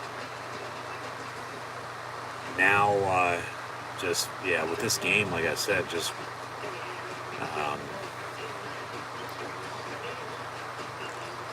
I don't know what it is. Something just feels different about it. It feels off. It's a little odd. But yeah, for whatever that's worth,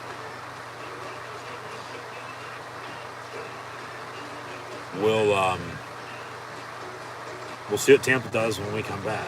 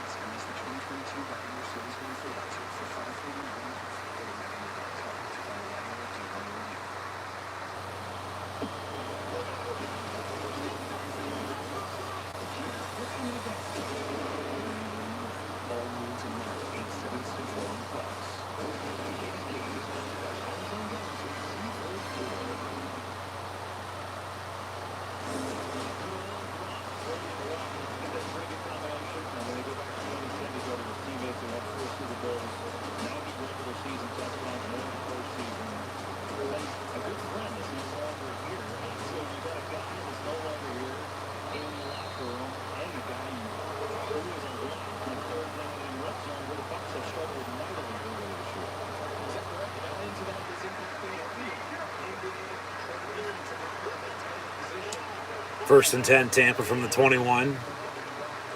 As they finally realize that Brady is missing Rob Gronkowski, something I've said since their Week 1 game at Dallas. As they show off their possessions, field goal, punt, fumble, and half. And now they get the ball here, so they're lucky to still only be down 11, to be honest with you. Because if Green Bay was able to, move it last couple of drives, like they did on their 2 touchdown drives, game's for sure over at this point. You're up 4 or 5 scores. So they just got to get back. Tampa does to, playing Buccaneer football. Run it, 3rd and 1, first down. They got to get Fournette going. I think that's where it starts offensively for them. Because Green Bay has a running game to an extent.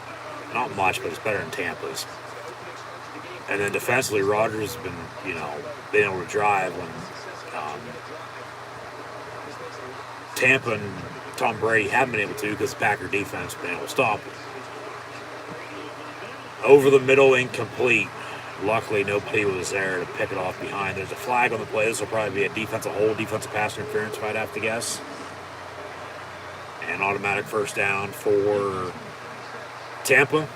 Yeah, spot foul at the 45, 46-yard line, 1st and 10.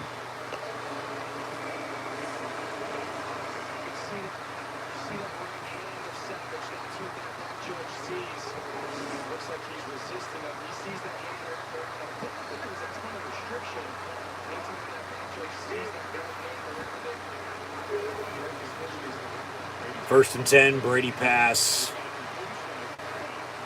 Caught? No, they say incomplete. Scotty Miller. It would have been good for first down in 14, but incomplete.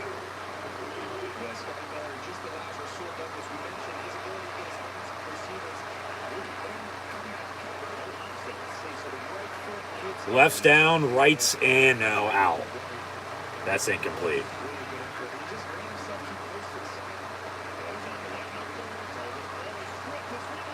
Another fumble. Packers recover at midfield. Oh, my God. Yeah, Tampa's done.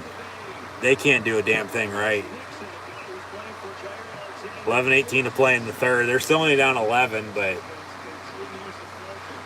even when they can drive now, they've turned it over twice on fumbles, and it's Green Bay ball again, 1st and 10. Man, that sucks.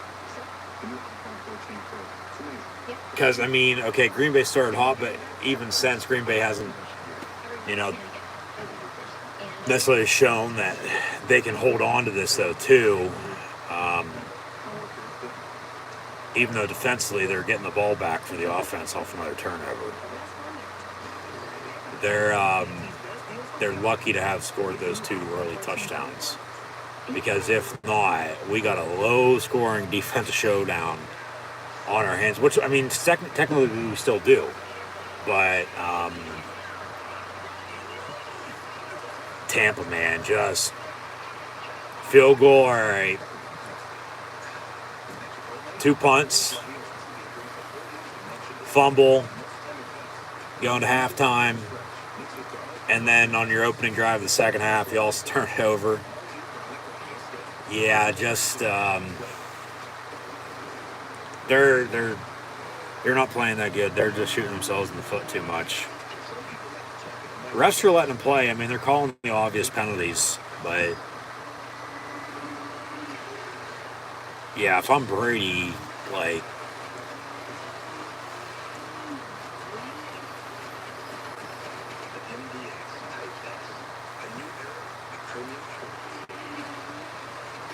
the plays have been there to be made.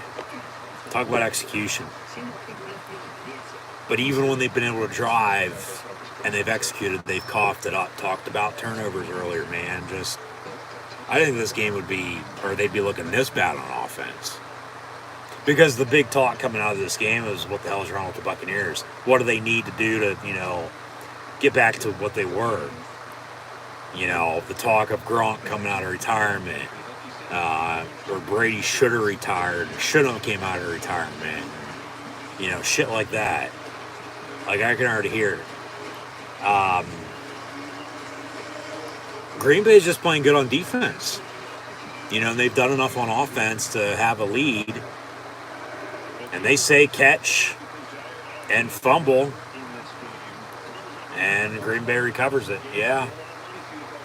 But every dog has its day. And, I mean, what can you do? Just, put your hard hat back on and go back to work. Tampa's just, man, talk about frustrating. Yeah, if I'm Tom Brady, like I was saying, Microsoft might want to have a few palletfuls of tablets on standby that they're just going to have to pitch because he's going to destroy him anyway. So, man.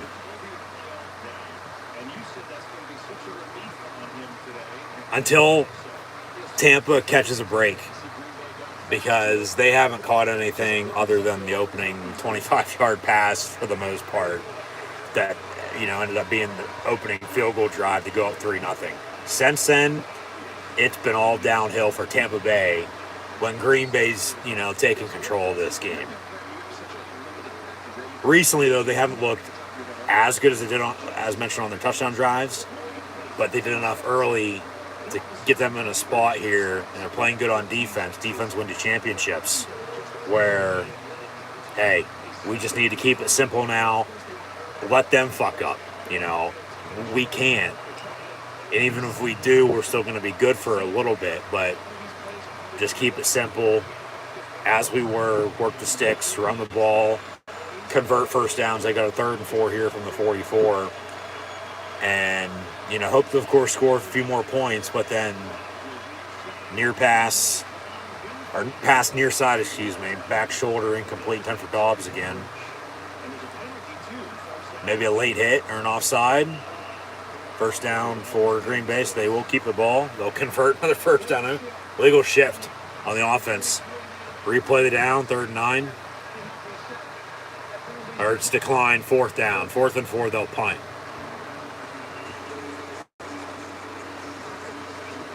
So Green Bay going to have to punt. Yeah. See, they're not doing much, but they have a lead, and they're just going to have to continue to get stops now on defense.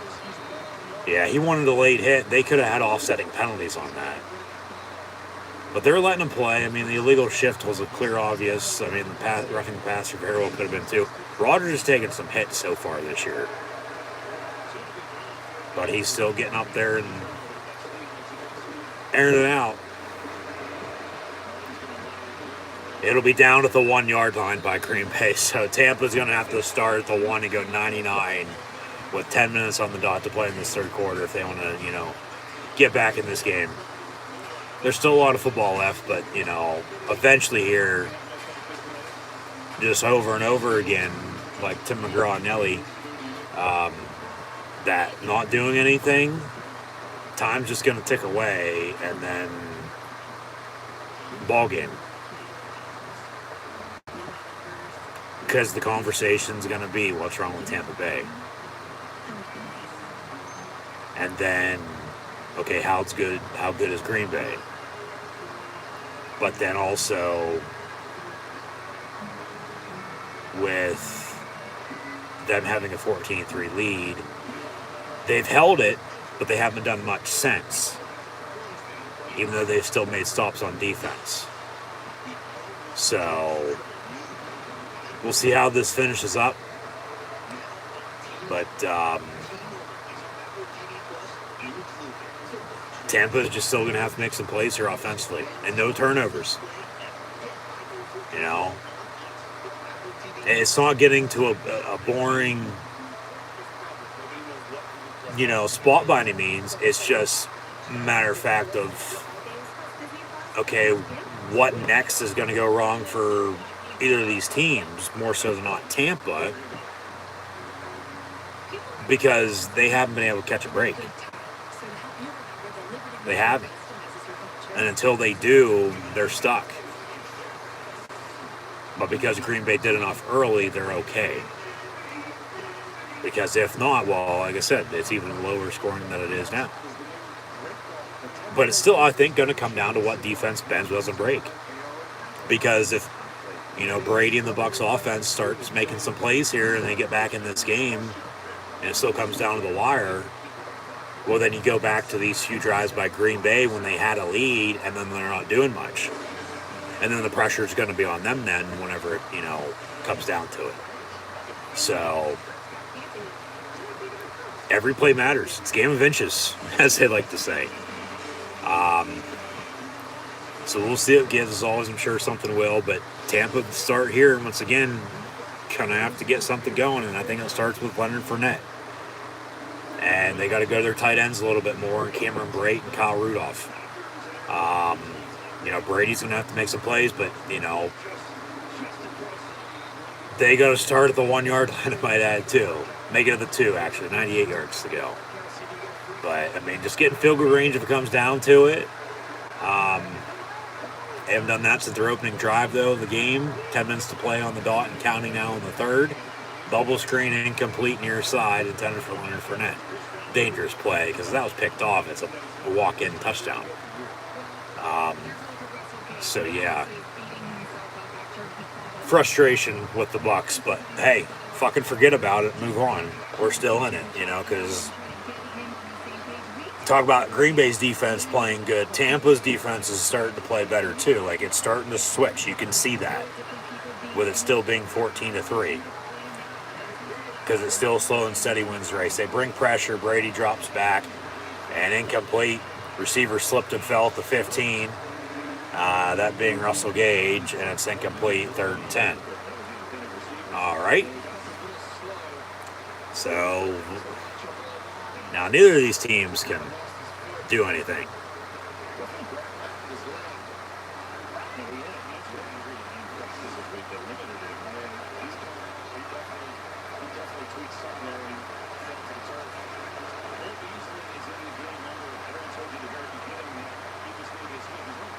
Third and 10 from the 2. Out of the gun is Brady. Brake going to motion back in near side. Still got trips top of your screen though. Over the middle, incomplete. Jesus Christ. Intended for Cole Beasley. Almost picked off again. So they'll go 3 and out. Take 10 seconds on 3 plays and have to punt again.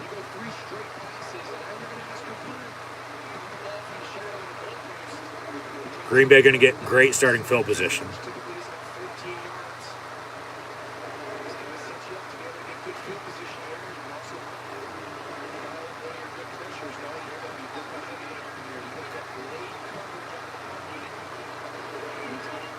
So Tampa on to punt.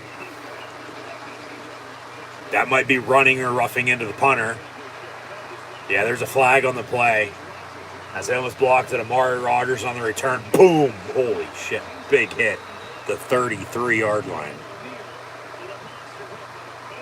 But if 4th and 10, yeah, if it's running, it's only a 5-yard penalty. If it's roughing, it's 15 on automatic first down. And I don't know. D'Elia, 40.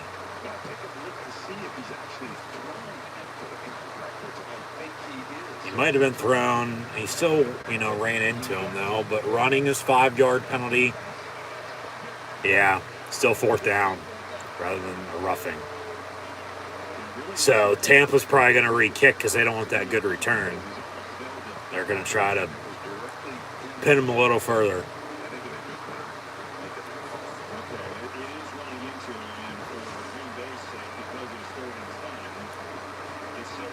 Yeah, 4th and 5. So, yeah, give him more room from the 7 to punt. He's not going to be at the back of the end zone. He's going to be, right there in the middle where the logo's at. But,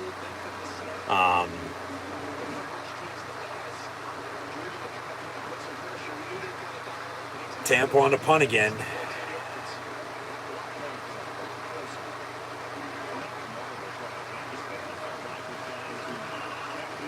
Okay, they get it up and away. This is a big booming punt back to the 31. But Amari Rodgers on a good return. This might be coming back, though, too. There's going to be a hold or a block in the back on the return. So Green Bay is going to have a 1st and 10 from inside the 40, it looks like. Yeah.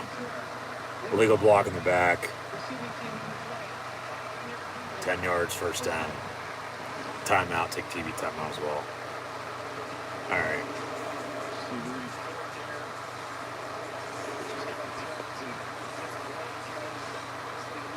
Actually, I guess we won't take a timeout. Or maybe we will. All right. Yeah, Packer ball when we come back, 1st and 10. We'll see where they spotted that. It's going to be inside the 40. Looks about to be 35, 30-yard line, give or take. Still 14-3. So, yeah. Tampa's still going to have to get the off the field on defense. Green Bay going to have to step it up, though, on offense here. Make some more plays if they want to, put them out of their misery. To seal the deal. Because they still haven't done that by any means. So,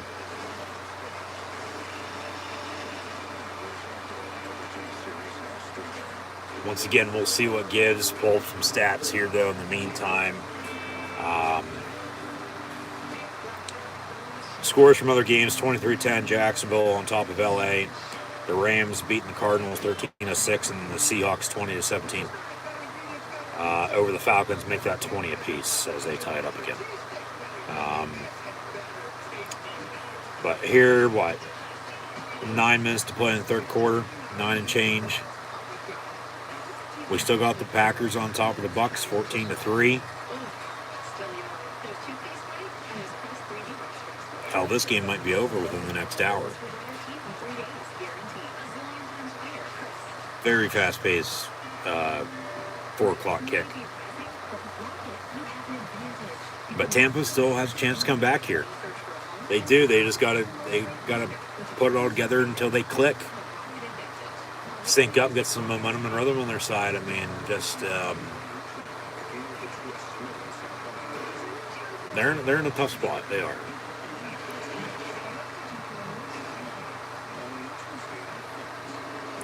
But I'll leave it at that. We'll see what they do once again. So, come back from break here and go from there. And then later on, be sure to tune back in for Sunday Football Live Watch All Interactions with the 49ers and Broncos. We'll give a full NFL Week 3 recap and a Week 4 preview then, as we did and have a little bit here. But then we're going to recap what happened in college football yesterday. So stay tuned for that.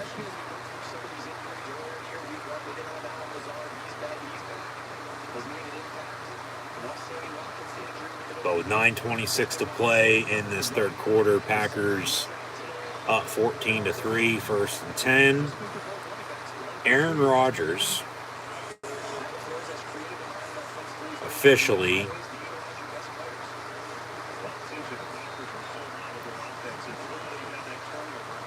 (19-24) for 188 yards passing and 2 touchdowns.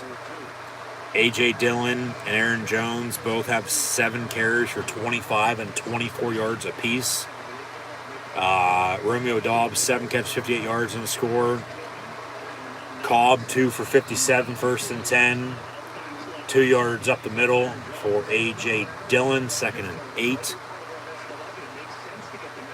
Tom Brady on the flip side, 14-19 for 114 yards passing, And then Leonard Fournette, 8 carries, 27 yards rushing. Perriman, 3 of 44, and Gage, 5 of 32 receiving. So, I mean, just balance, consistency. 2nd and 8 from the 36. Aaron Jones, he'll get about a yard, maybe 2 out towards, a couple more than that, to the 40. Be 3rd and about 5.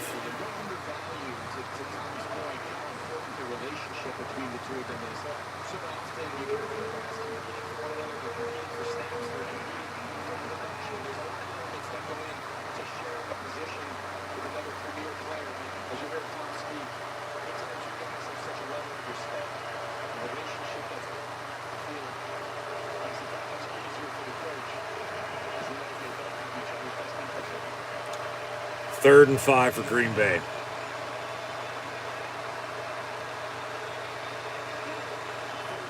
Rodgers drops. Pass over the middle. It's picked off. So Tampa getting the ball back. Good starting field position. And Green Bay just... This game's been all over the damn place. Jesus Christ. Does anybody want to win, or let alone come back in this game and win? Green Bay coughs it up. Interception. Rodgers turns it over with a pick. And Tampa Bay ball, 1st and 10 when we return. Green Bay's had numerous chances to put this game away. And they can't. So if it comes down to it and they lose, well, that's on them. That's their fault. But then credit to Tampa if they can come back and win this, because they've had numerous chances, but they can't either. So the big question is right now, what's going to give? Because it seems like Green Bay doesn't want to just hold on to this game and win, even though that's exactly what they're doing. Let alone Tampa going to try to come back and win it. So we might be in for as wild as this game's been, and only 17 points scored. Sequences have been crazy, is what it's been. We might be in for an interesting finish. And still, what defense is going to bend doesn't break? Because everybody, like I said at the start, talking about Aaron Rodgers and Tom Brady. Okay, enough said. 2 future Hall of Fame quarterbacks. But then the running game. Green Bay has one with 2 running backs compared to Leonard Fournette with Tampa Bay. But then defense. What defense is going to bend doesn't break? Talk about the turnovers. But then even special teams. I think special teams could still be key here. I do. But the turnovers, what we've had officially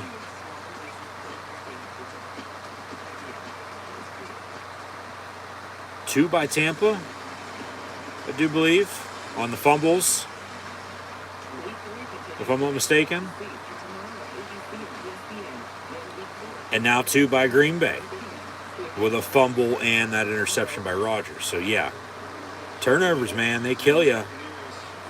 But who's going to grab the bull by the horns and take advantage, take control of this game? 1st and 10, Tampa. I'd take a deep shot. 47-yard line, 1st and 10, Scotty Miller in motion. Got a few tight ends in the ball game. Maybe go to one of them. He will go to Cameron Brate inside the 30 and down at the 20, 1st and 10. What I tell you. What I tell you.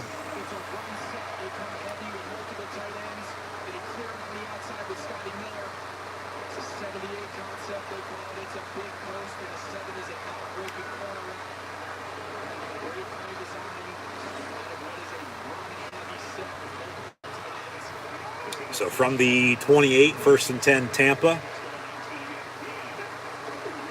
Fake the give, step up in the pocket, down the middle, behind his intended target, Scotty Miller, incomplete. 2nd and 10. They'll show a replay of the interception.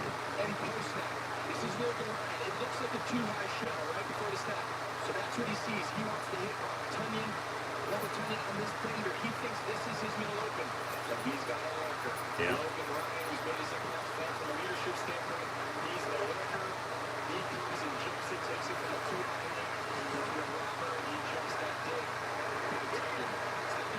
Second and 10 from the 28 after the incompletion. Handoff for Ned on a draw. Spin move. And he'll still only get about a yard. They cannot run the football. They got to get a number 2 running back behind him. And they have depth. They have some, players that can do it. They just haven't used them.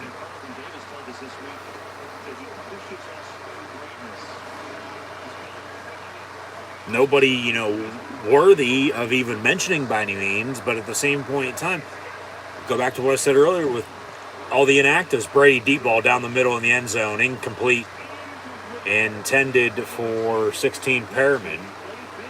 4th and 9, they'll kick it. Cut it to a 1-score game at 8. They'll need a touchdown and 2 points to tie it later. I thought it was picked off for a second. No flag either.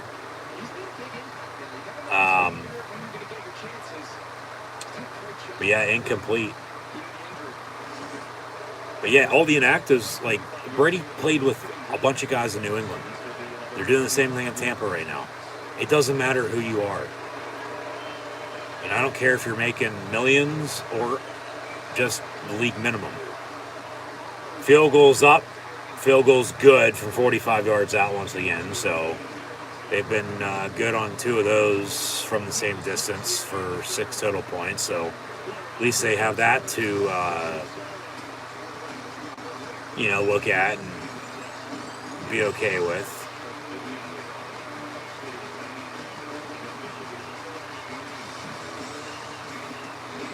It's not much, but it's what they have. So you deal with it. 6:22 to play in the third. Packers getting it back. Up 8, 14-6. Now offensively, they're going to have to push it. Get back to, which they've been trying to do. They've just been getting stopped now because this game has changed, even though it hasn't looked like that. Very subtle. Very subtle. But who's making plays when this game's on the line is now the question. And what defense bends with a break. Because at this point, whoever doesn't turn the ball over is going to win. You can't count out either of these quarterbacks. I might add either. It's Aaron Rodgers and Tom Brady, okay? They're both great in the clutch. Tampa kicks off. And a touchback. 1st and 10 from the 25. 6:22 to play in this third quarter. Both teams have all 3 timeouts remaining, and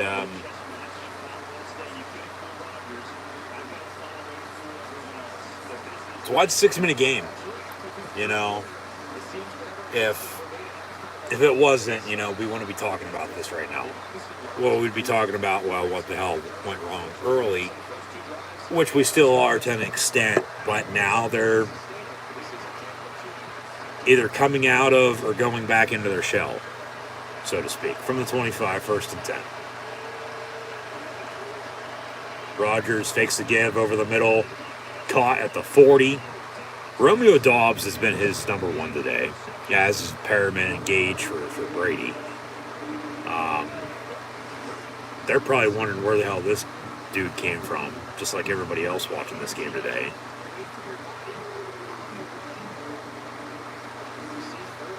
But talk about all the players, all the receivers Brady's thrown to before. Rodgers very similar, with him playing quarterback for the Packers.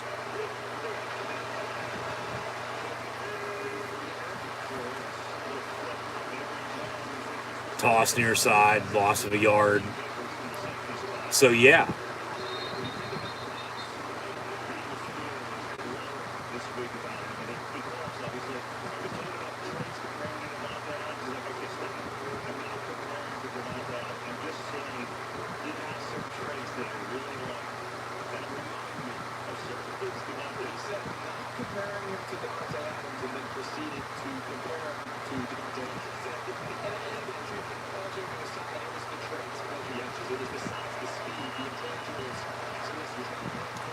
From the 39, 2nd and 11.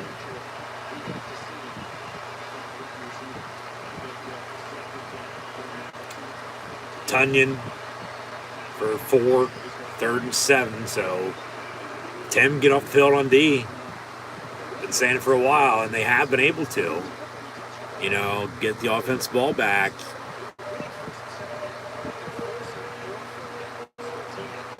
This game has changed. It has, even though Tampa's still trailing. There's been a movement.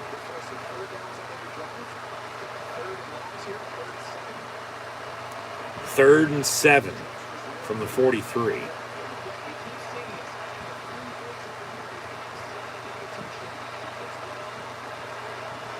Rodgers rolls out near side, throws it complete to Jones, but nowhere to go. 4th down, and they'll punt.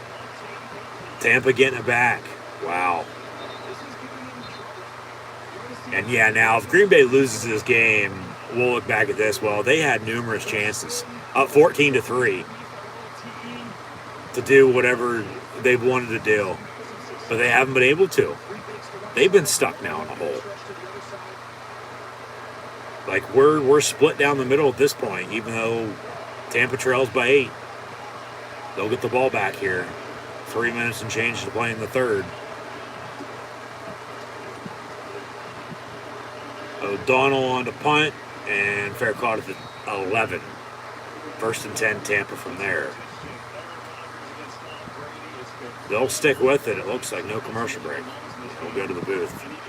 Kevin Burkhardt, Greg Olson. I'm your host, Encyclopedia Sports Coin, Luke 96. Thanks for tuning in and listening. Be sure to like, follow, and subscribe to social media, links in the description. And hopefully we'll tune back in later on tonight as well, in about 2 hours or so, for Sunday football between the 49ers and Broncos. The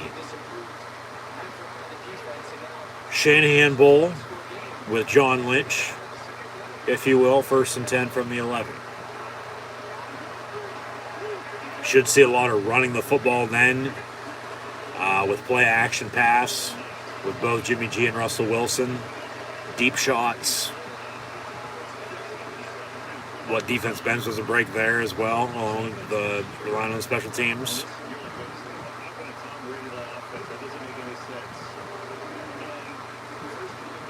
But that's then. We got to finish this up.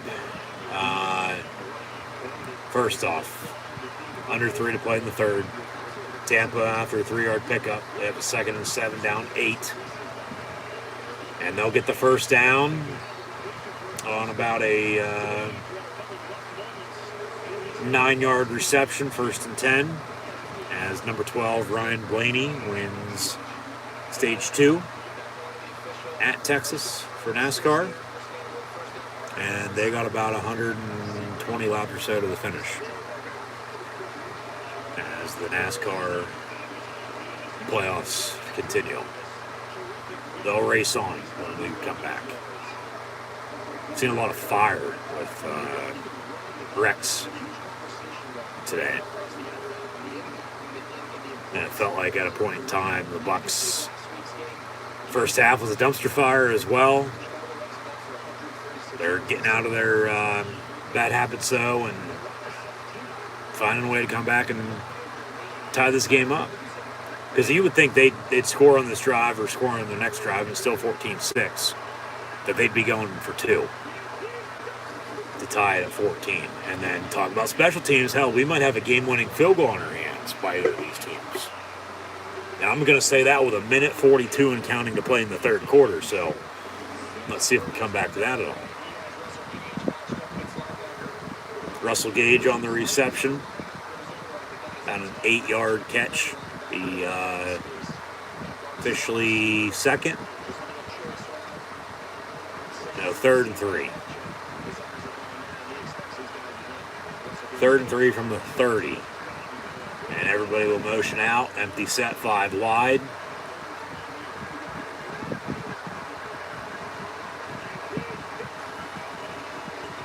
Brady going to step up, avoid a sack. He's going to tuck it and run. Tom Brady's on a slide at midfield. This might be coming back, though, for a hold.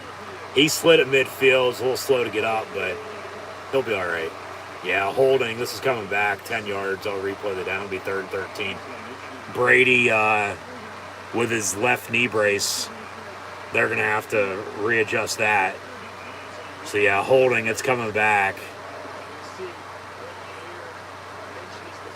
Yeah, he ducked on the sack. Stepped up in the pocket. And then slid.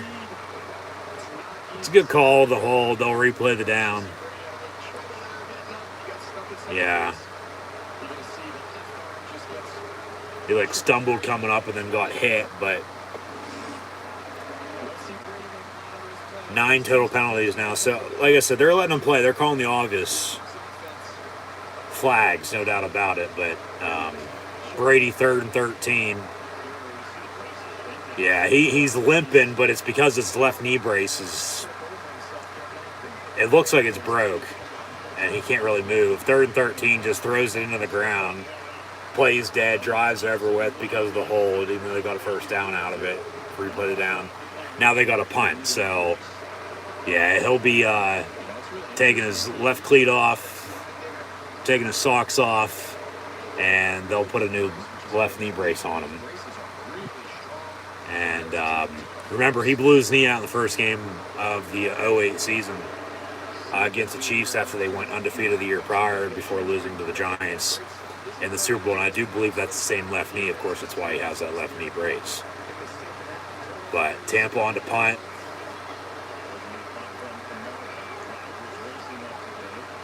It'll bounce. Tampa fields it, downs it at the 44. Hopefully they didn't touch any Packers because that's 1st and 10 Tampa at that point. But 1st and 10 Green Bay. Yeah, he slid and it just got caught in the grass. Yeah. And then he was trying to, catch himself and then he got hit. But yeah, they're going to put a new left knee brace on him.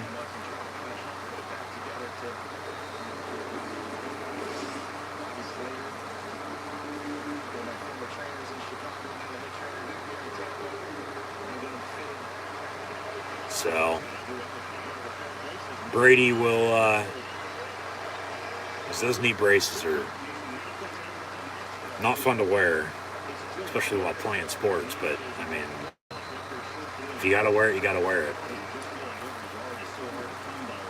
If I had to wear it myself, but Brady will be fine.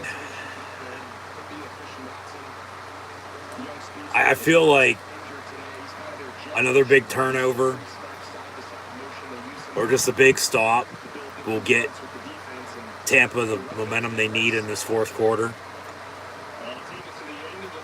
As we'll hit the end of the 3rd quarter at 14-6. Green Bay on top, 15 to play. 2nd and 8 Green Bay when we come back. But, okay, Green Bay can hold on to win, if not score more and still win. But I honestly feel what's to come coming up here, don't call me no mind reader by any means, that a big play, whether that's a turnover or just a big stop by the Tampa defense, will give the Bucs momentum. This crowd's going to get loud. They'll get into it. Tampa will get the ball back. They'll drive and score. I don't know about if they get the 2 or not. They might not. But then somehow, some way, if the Packers don't win, Tampa's going to win this on a game-winning field goal. It's one of those games that's going to come down to the wire, and it has that written all over it, I think. So we'll see if that holds up. But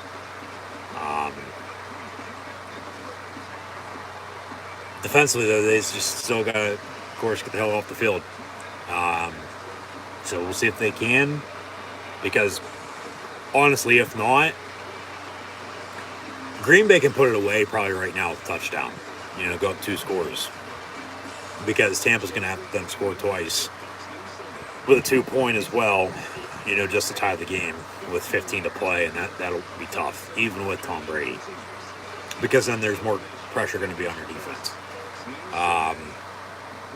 Whereas if you can get a stop now, you got some time. You're in good company. You're in a good spot. To, even still be down what you are, it could be a hell of a lot worse.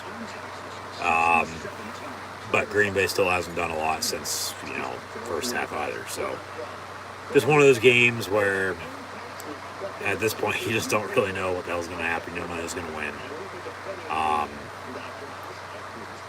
But I think Tampa's coming back and winning this game. I do. As much as I like the Packers, and I'm a Steeler fan, okay? I don't have any rooting interest in either of these 2 teams today in this game. I respect Aaron Rodgers. I respect Tom Brady. Honestly, care less who wins because it's in the NFC as well. And like I said earlier, though, too, this win today, could go a long way for, playoff position with home field advantage potentially. Even though it's week 3, you could look back at it, later on.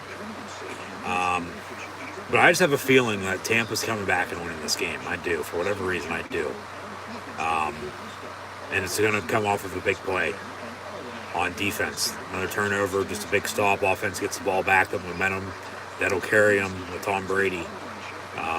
Because Rodgers and the Packers have had their chances. And they haven't been able to, get it done.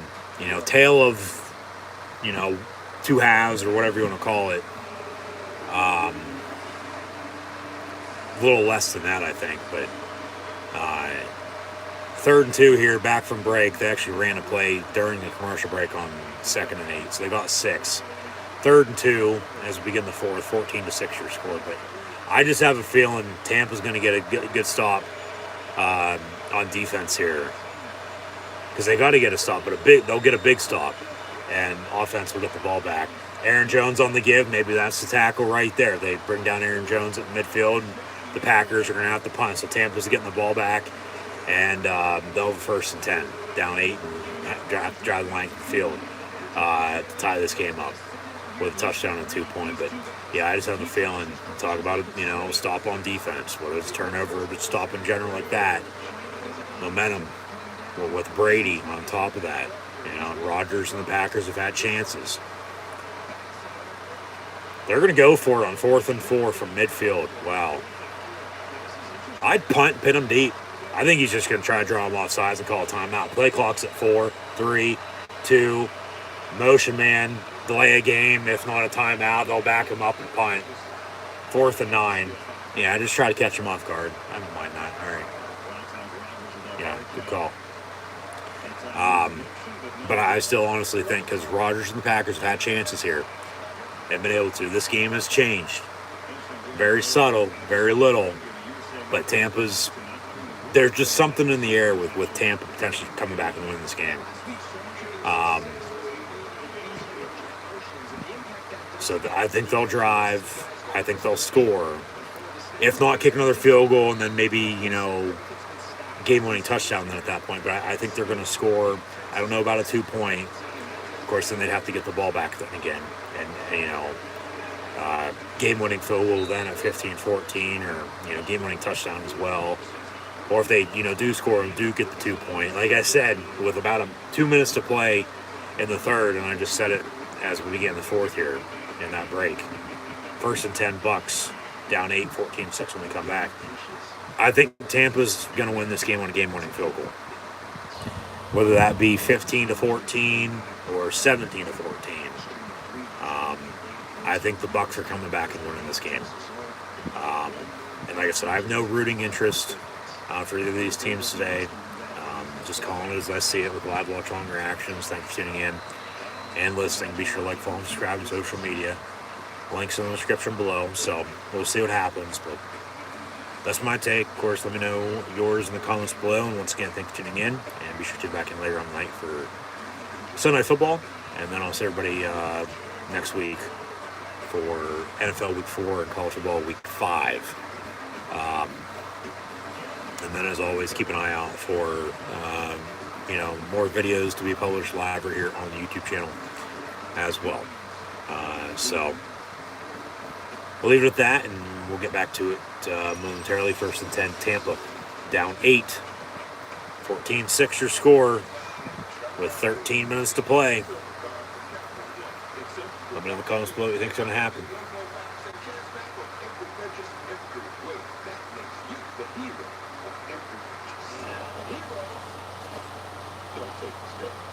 Is this a parachute?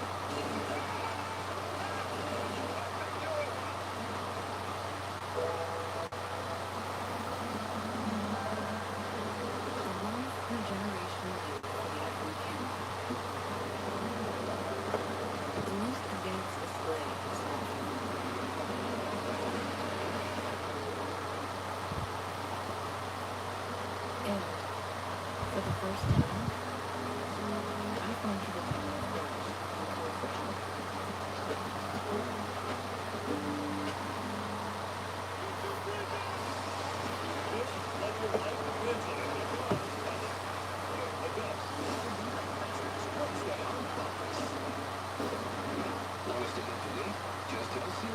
Show me football scores. 300 degrees in this press box. That shirt has no chance.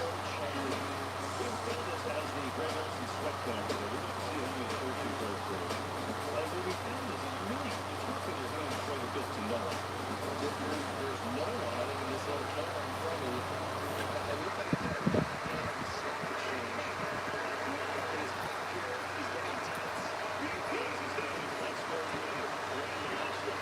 First and 10 from the 14, 14-6 Green Bay.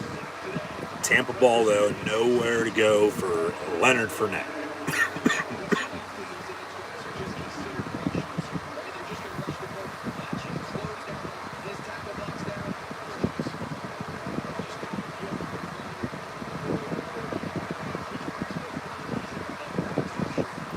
They get 2nd and 10 from that spot. Cole Beasley in motion. Beasley near side, caught for 4. He's 3rd and 6. Got an update. What do we got? Rams Cardinals again. Was 13-9. Make it 20-9 Rams. Early 4th quarter.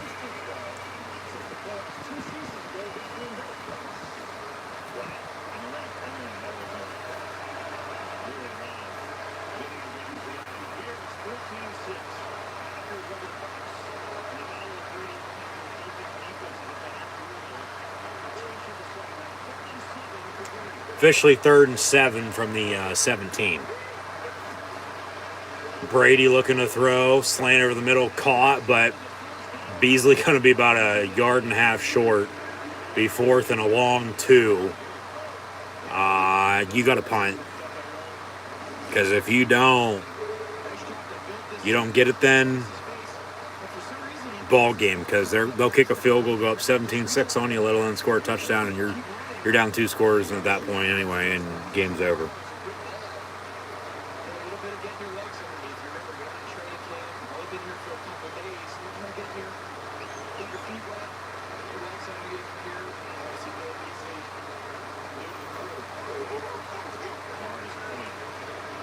So Tampa punts again, and fair catch signaled at the 20 by Green Bay with 11:18 to play. Still only up 8, 14-6. As both teams still have all 3 timeouts remaining and the 2-minute warning to come. We'll see what gives, and we'll get back to it when we return.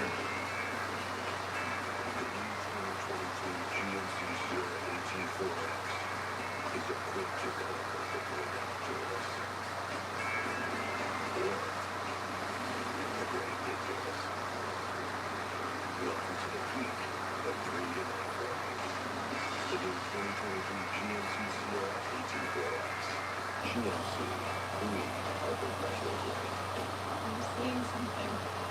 It's smiling at me. But not a friendly smile. The worst one I've ever seen in my life.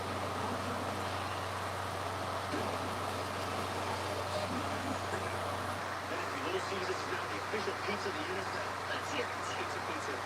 Again. Pizza, pizza. Pizza, pizza. Pizza, pizza. Enjoy game day with the fancy wedding at the Pizza, pizza. There's something to this here. Get to the escape pods. Okay. Come on in. I like these trials. Including the long. If you're making a sci-fi movie, you need to finish the special effects. Well, good. And if you want to save by bundling home and car insurance, you need Geico. See how much you could save by bundling with Geico. Give me my 13 Pro. Yes, it can. And it is yes. Well, everyone should do it. Everyone can get it. Every new customer. And every existing customer. Everyone. Every item. Everyone. Everyone. My work is done. Everyone is the best deal. Every iPhone. Best one yet. It's AT&T's best deal for every item. Get the new iPhone 14 Pro phones. You can get one, huh? Returns to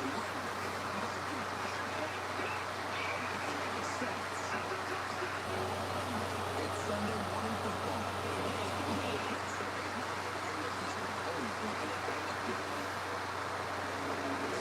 It's pretty interesting, right? Aaron Rodgers, not much air under the glove. All been quickly and yards after the catch.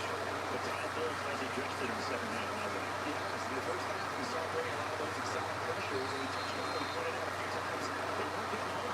What does pressure do? It leads you to holes in the secondary. Second half, as a pressure hit nearly as much, keeping the secondary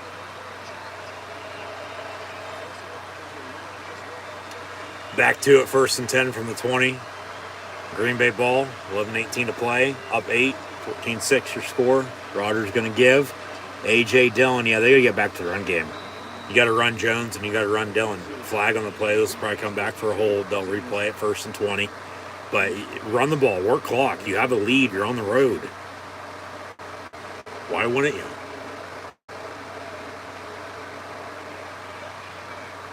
Holding on the offense, 10 yards. They'll replay it down. So back up to the 10-yard line now. 1st and 20.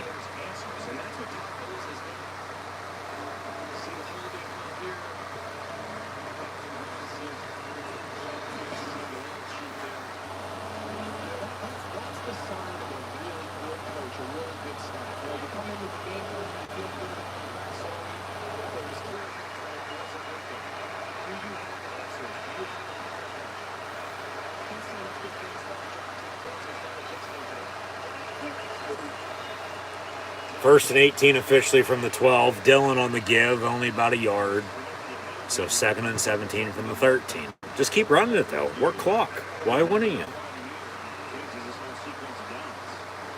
We've seen that lately. Last week, you mentioned that 26 Hurry, trying to get him 12 men. They go hurry up. Rodgers deep ball down the middle of the field. Wide opens Cobb, but it's picked off at the 40. Tampa able to adjust. And now we got a little bit of a delay for whatever reason. There's a flag on the play. Rodgers had a free play, and that's why he went deep. All right. I didn't see him jump off sides. Yeah, he went deep for Cobb. But, yeah, they adjusted. They dropped back then, and he was able to pick it off. I mean, why wouldn't you throw it deep? You know, because then if you convert it, you got a 1st and 10 from, you know, on the right side of the 50 on Buccaneer territory, about the 44-yard line or so. So 2nd and 12 after all that.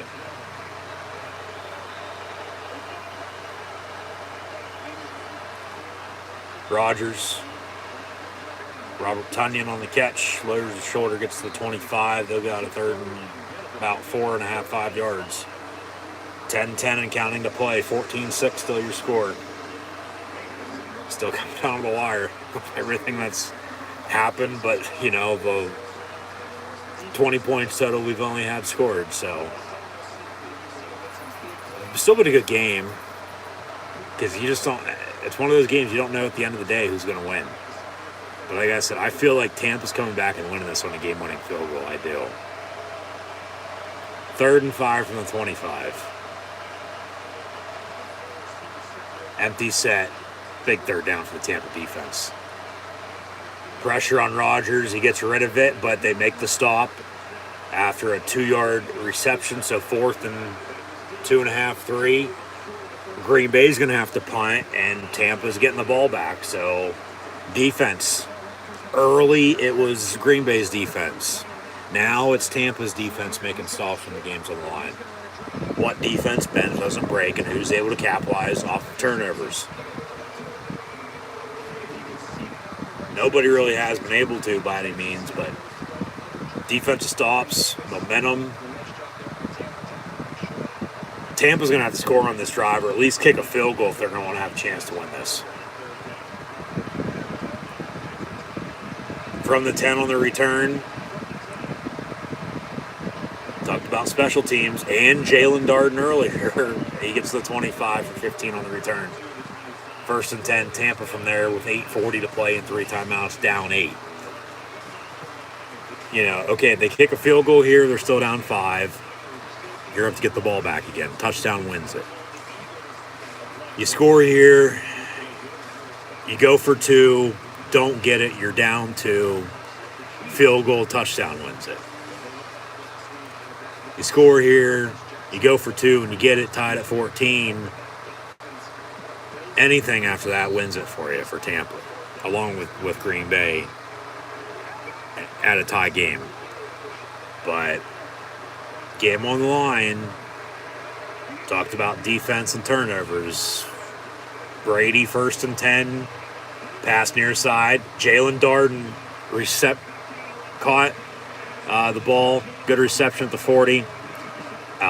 10 yards on the catch and run to the 50, so a 25-yard gain, just like they had on the very first play of the game that started off with a field goal drive.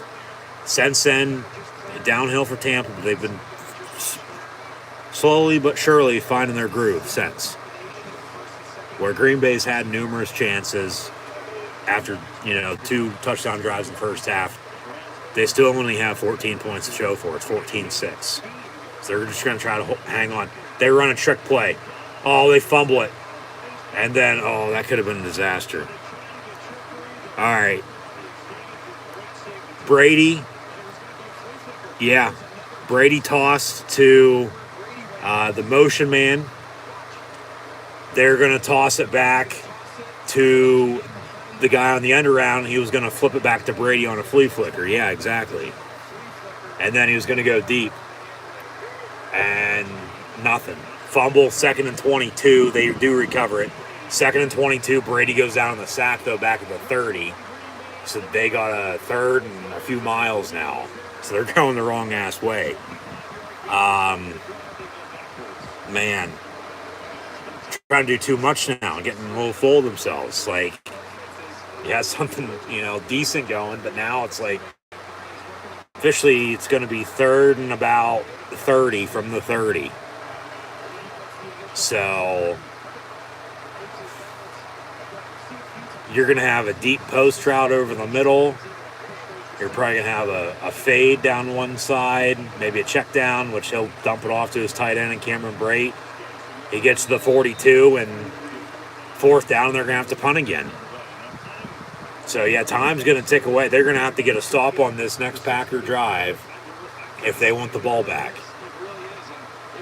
Because, honestly, Green Bay with the running game, they could work this clock down to nothing and hold on to win 14-6 now. I don't mind that trick play. You just got to execute it. That could have been a disaster. Yeah. Tampa on the punt. They're not running a fake on 4th and 19. Maybe on 4th and, less than 5 they would. Punt up and away. Under 6 to play. Fair catch at the 12. 5:57 officially. 1st and 10 for Green Bay. Up 8. They're going to run the ball, work clock, make Tampa call their timeouts. Tampa, in the meantime, is going to try to get a stop on defense, hope to get the ball back with time and hopefully some timeouts left, to give themselves a chance to drive and, score. But if they can't stop Green Bay here, because if Green Bay drives and scores a field goal, well, and scores a touchdown on this drive, this game's over.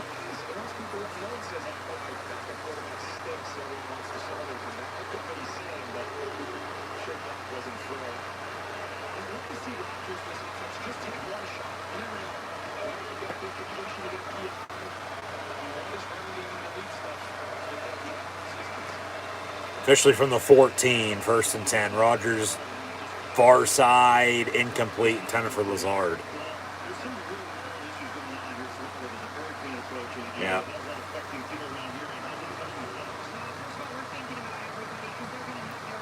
Yeah, Tampa hosts Kansas City next Sunday night. Hurricane Ian zeroing for Sharknado. Come Wednesday, Thursday sometime, they said.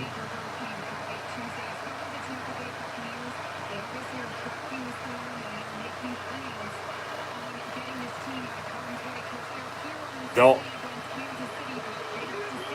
probably travel up to Jacksonville, maybe go to Daytona because, the damn storm's coming up the Gulf, not the East Coast. Maybe they go to Atlanta, but then that storm's going to cut, that way.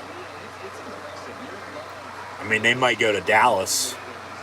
I wouldn't be shocked if the Bucs go to Houston or Dallas. But this storm still could, of course, I'm no weatherman, I'm no meteorologist.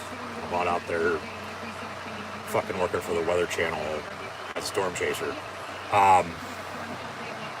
They could go to like, I don't know, Indy, Chicago, Brady go to New England, go to Foxborough, where they played at week 4 on a Sunday night last year. Now they'll host the Chiefs next Sunday night at home, but yeah, this hurricane's coming. Yeah, I bet you any money they go to Dallas if they got to get out of Tampa. Or they might just stay and hunker down. And then they got a game at home next Sunday night, so we'll see if Raymond James Stadium's even going to be fucking left standing. Because then the Bucs might be in a situation, even South Florida then at that point too, the Bulls situation where they can't play for a week or two, or even longer than that. It's on a dome, it's not Superdome, it's not like Katrina, it's not, New Orleans, but the storm hasn't even made landfall yet, so hopefully everyone's going to stay safe. 3rd and 4 after a timeout, 5:04 to play from the 20. Big third down again for the Bucs. If they can get the hell off the field, get the ball back, they still got a chance.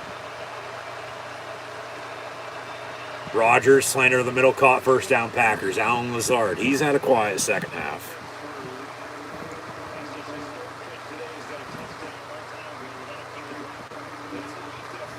Romeo Dobbs might have a catch or two on this upcoming couple plays, if I'd have to guess. He's had a quiet second half as well. Screen game, though. Tunyon over the middle at tight end. But keep running the ball, make them call their timeouts. Aaron Jones, A.J. Dillon, but hit them in the screen game on the backfield too. So whatever you do, don't go out of bounds.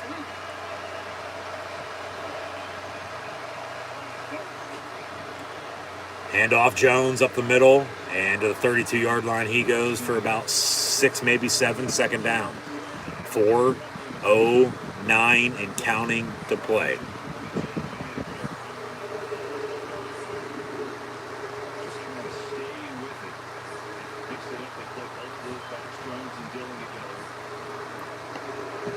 Second and 4.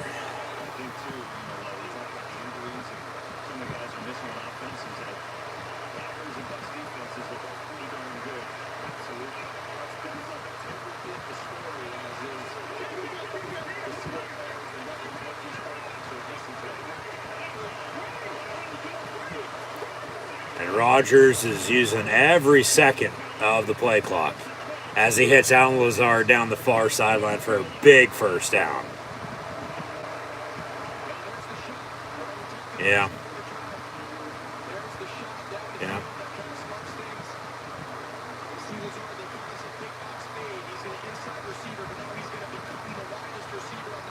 Nice throw, nice catch, right on the money. Antoine Whitfield Jr. on the coverage.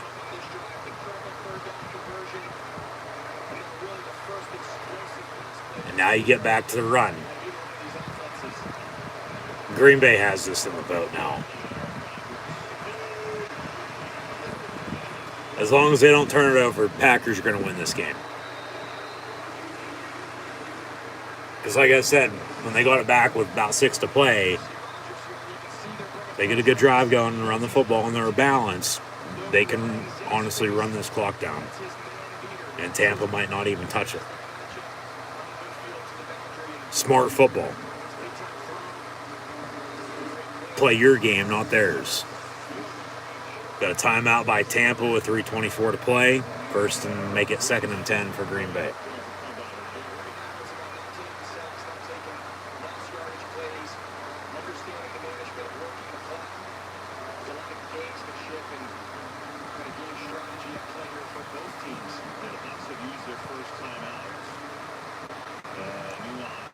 Got an injured Packer during the Buccaneer timeout, I might add, so we'll see what they do here. But Packers, they won't be charged a timeout because it's under 2 minutes. But it's a offensive lineman, it's a center, so now they got to get queued up.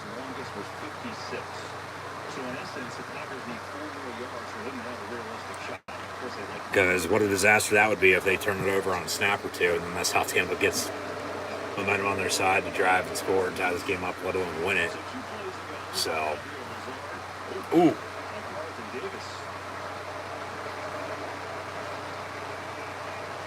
then the very next play, he makes that. So he made a catch on third down, a little chippy block, and then the huge play there to set up Green Bay where they are right now. Even last year when they had the Adams, of course, the passing game went through him. When you spoke to people here in Green Bay, they spoke glowingly about the impact Lazard had. Again, not just catching the ball, the run game. You saw him there with the big crackback, but he's a big physical guy. He's a big part of the run game in the box. Here we go after the timeout. 2nd and 10 from the 42. Rodgers under center. And he'll fake the give to A.J. Dillon. He's going to go deep down the middle. And his intended target ended up slipping and falling down incomplete. So 3rd and 10.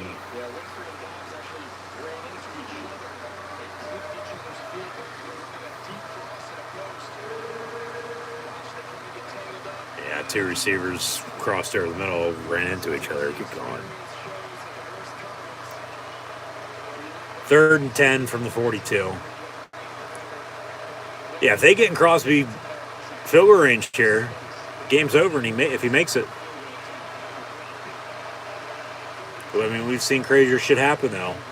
Say they drive and score real quick, Tampa does, if they get the ball back, go for 2, and they get the onside kick, field goal then ties it at 17, or going to overtime. One of those. Green Bay with a timeout as play clock was about to expire.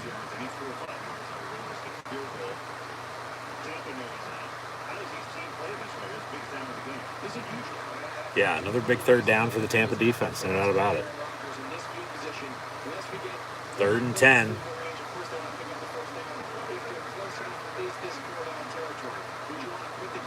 Away. Yeah. Yep. See, I told you earlier. Everybody was shitting on Fox for promoting Kevin Burkhardt and Greg Olsen to replace Joe Buck and Troy Aikman. He knows exactly what the hell he's talking about. 3rd and 10 from the 42. You just sometimes got to give people a chance. But I've been telling you this, but no. Rodgers gets sacked back at the 50. Big 3rd down by the Tampa defense, and they get off the field. Green Bay's going to have to punt now. So Tampa's going to have another shot with 3:11 to play and 2 timeouts, plus a 2-minute warning to drive and score, and a 2-point attempt to tie it to force overtime at 14. Wow. Still coming down the wire, as thought.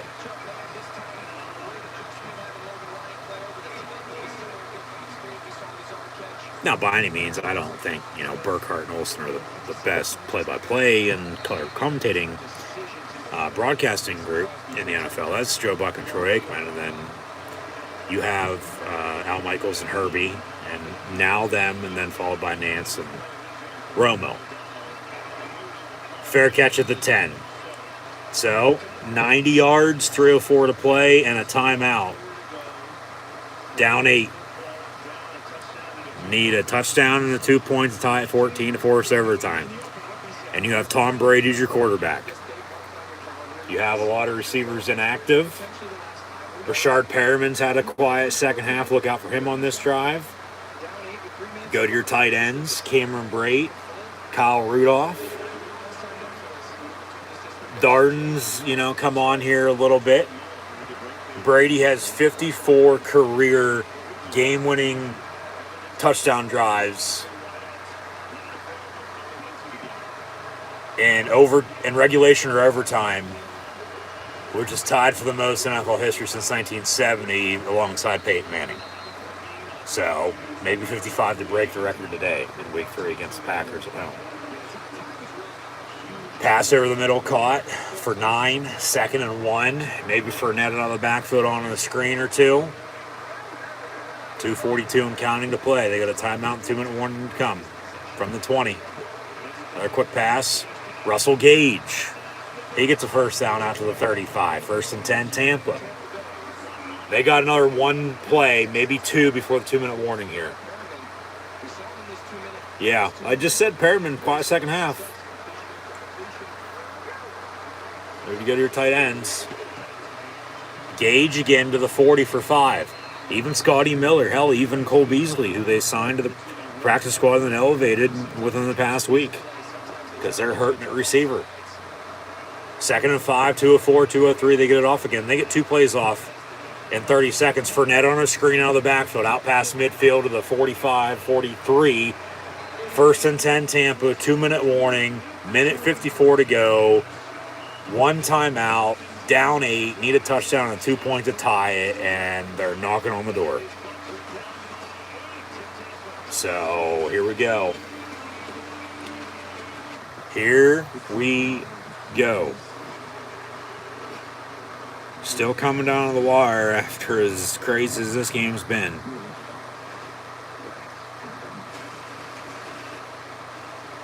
Green Bay has not scored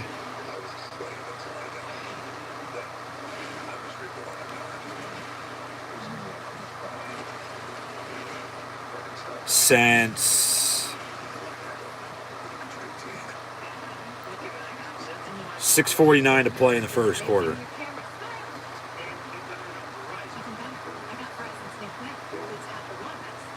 Or, excuse me, I read that wrong.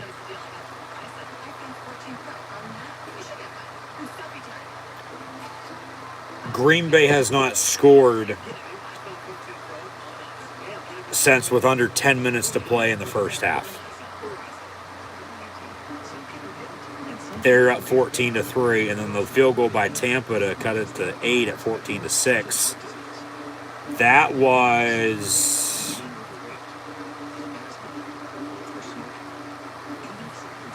just in the third quarter. So a field goal, 2 touchdowns, and a field goal. Tampa driving. And we'll pull up some final stats and scores once we hit a final score here. But Tampa driving, going to try to tie this game up with a touchdown and 2 points for us overtime potentially. So still an interesting finish on our hands, folks, as thought.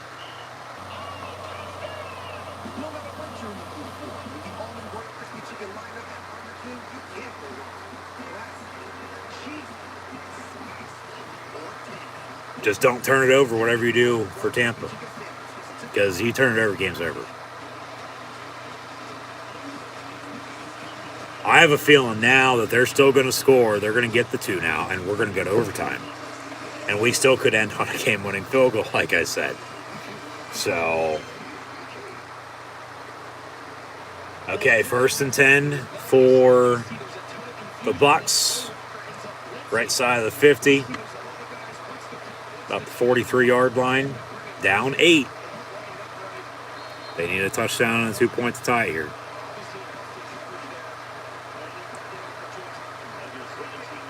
Gage in motion. Minute 54 to play. They got 1 timeout. Brady over the middle. It's caught. Cameron Brate for 11. 1st and 10, Tampa. What have I been trying to tell you?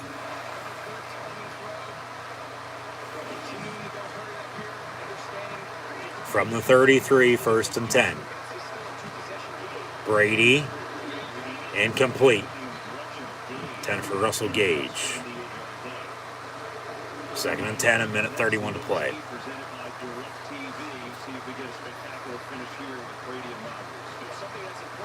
We're already getting a spectacular finish here with these two.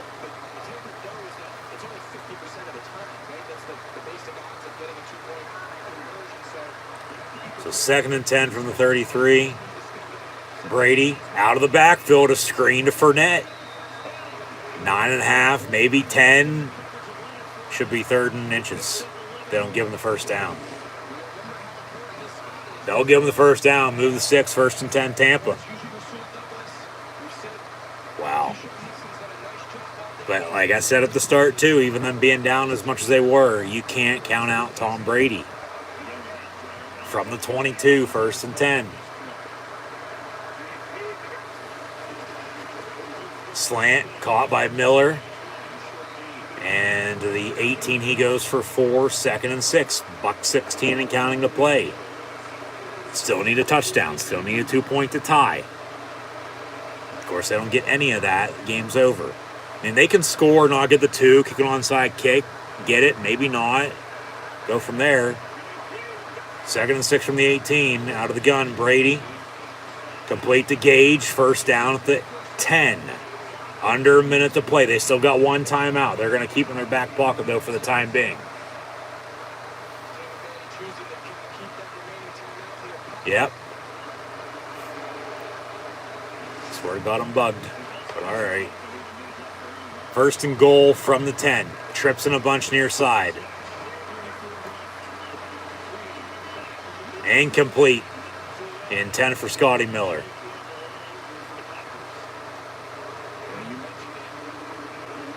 30 seconds to go. 2nd goal from the 10. What defense is going to bend but doesn't break? Is it going to be the Packers here, or are they going to give up a touchdown?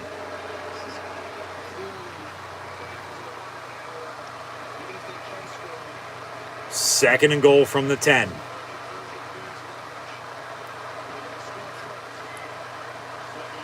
Brady. Incomplete. Intended for Brate. We're going to have a pass interference on the Packers. Adrian Amos, 31.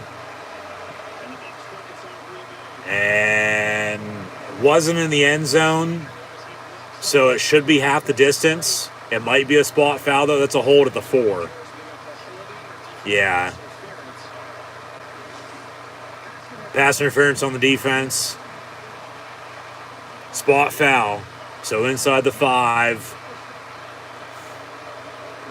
Probably a good call. There's a couple flags that came flying in. I mean, that was clear as day. 1st and goal now. Where are they spotting it, though? Officially from the 3. 1st and goal. They got 1 timeout, 26 seconds. Here comes a pick near side. You got Jalen Darden and Brashard Perriman stacked. But watch out for Cameron Brate. They'll hand off to Leonard Fournette. He'll lower his shoulder, be brought down at the 1. 2nd and goal from there. 20 seconds of counting. They still got 1 timeout. They might have to burn it, though. Yeah, they will. Timeout Bucks. Wow. Game of inches. Game of inches. What do you do here? Brady, I don't think he'll be throwing a fade. You have no timeouts. If you get tackled inbound, 2nd goal from the 1, if you don't run it, or even if you do, you got to hurry the hell up. And if you don't get in for a touchdown, I mean, what about a Tom Brady sneak? What about a Brady sneak if you're not throwing it or running it with Fournette? Get him up there to push you in. But like I said, tight ends, Brate and Rudolph, top of your screen. Gage in motion. And then we're going to have a timeout, it looks like, by Green Bay. As Kieft is also in the ball game at tight end for the Buccaneers, number 41. Potentially him. We'll see. They draw up here after the Packer timeout. So neither team has any timeouts left. We got a 2nd and goal from the 1. 14-6 game. Tampa needs a touchdown and 2-point to tie. And Tom Brady, 2nd and goal here. 1.5, 2-yard line it looks like now. I mean, you could potentially sneak it. But what about a shuffle pass over the middle? Yeah, 2nd goal from the 1. And they're going to run a play. Same formation. You got Rudolph and Brate top of your screen. Brate going to motion near side with Gage, but Kieft 41. Fournette in the backfield. Brady going to fake the give to him. Roll out near side intended for Brate. Oh my God, he had Gage wide open in the end zone. 3rd and goal at the 1. 18 seconds still. Probably good throwaway. He had Gage wide fucking open on a curl. God. How did he miss him? How did he not see him to begin with? But, I mean, a good throwaway to stop the clock because neither team has any timeouts. And if you get tackled inbounds, you got to go. And 3rd and goal now. You know, they got a trips in a bunch near side, but Brait's lined up on the line, top of your screen, out of the gun. Fournette to his left to right across your television screen. You got Darden, Perriman, and Gage. Gage going to be in motion. Play clock at 2, 1. That's a delay game. They get it off, though. Brady slant over the middle, caught, touchdown Bucks with 14 seconds. And they're 2 point away from tying this game at 14 to go to overtime at home against the Packers. They wait till the final fucking seconds to finally score a touchdown. But now they got to go for 2. If they don't get this 2, they're kicking an onside kick. If they get it, okay, we play on. Game-winning field goal then potentially. 15-14, like I said, at the end of the 3rd quarter. Let alone a game-winning touchdown. But if they, don't get the 2, don't get the onside kick, game's over. Because all Green Bay is going to do is take one kneel down and ball game. Yeah, Green Bay wanted a delay game. Mike Prayer's going to say there's an extra second they allow them, with the play clock expiring before the snap, before they actually blow it dead for a delay of game. It's a touchdown.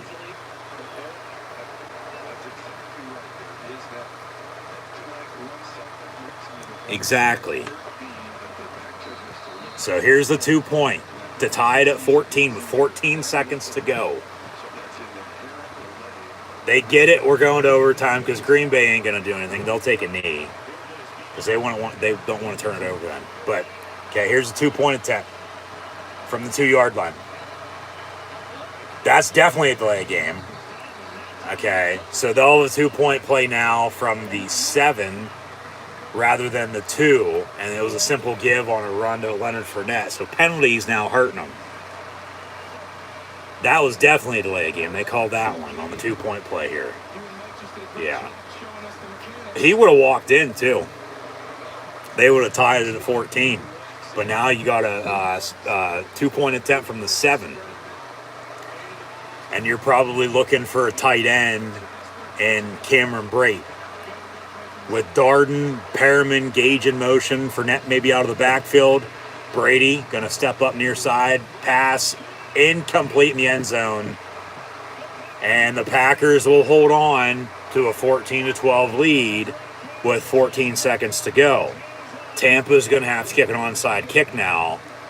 And if they get it, all right, like I said once again, game-winning field goal potentially, game-winning touchdown potentially. But if they don't get the onside kick, game's over. Green Bay with a kneel down ball game. They'll win at 14-12. Good game. Very good game. Old school.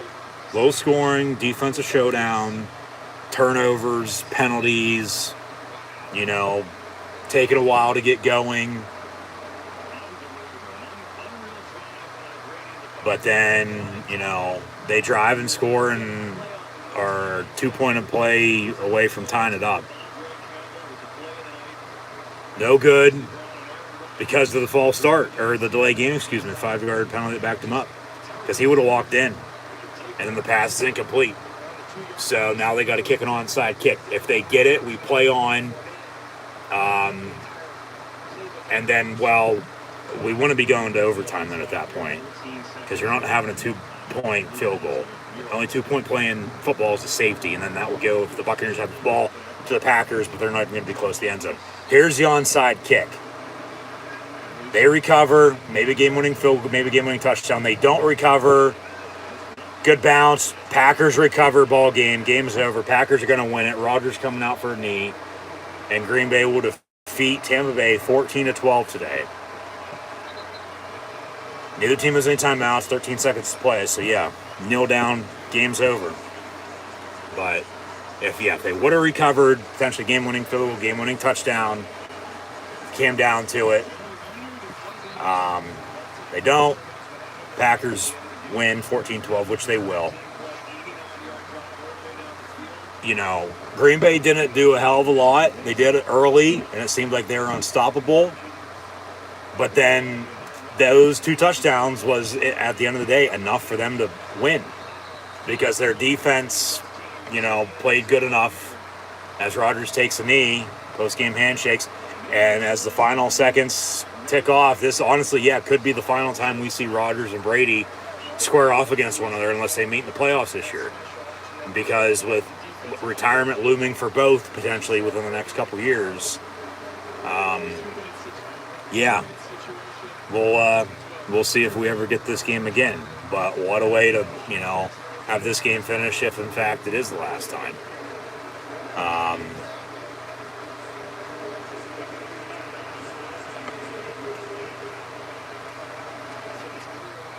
As all the cameras are all nearby, post-game handshakes with everybody. There's the 2 number 12s, Aaron Rodgers and Tom Brady. Short and sweet. Packers win at 14-12. Both teams 2-1 at the end of September. But what a game. Rodgers 27-35 for 255, 2 touchdowns and an interception. Brady finished 31-42 for 271 on the score. 4 total sacks between the 2 of them, with 3 to Brady. But no, man. Green Bay didn't do a hell of a lot, but they did enough early to win. To hold on to win at least, because their defense played good for the most part. Even though it was starting to switch. And Tampa started playing good on defense, and then their offense finally got going, but then at the end of the day, clock just ran out on them. They had a good, touchdown drive there late, and 2 points no good. And then the onside kick's no good, so kneel down and the Packers win 14-12 over the Buccaneers here this afternoon. Dobbs led Green Bay in receiving, had 8 catches, 73 yards, and a score.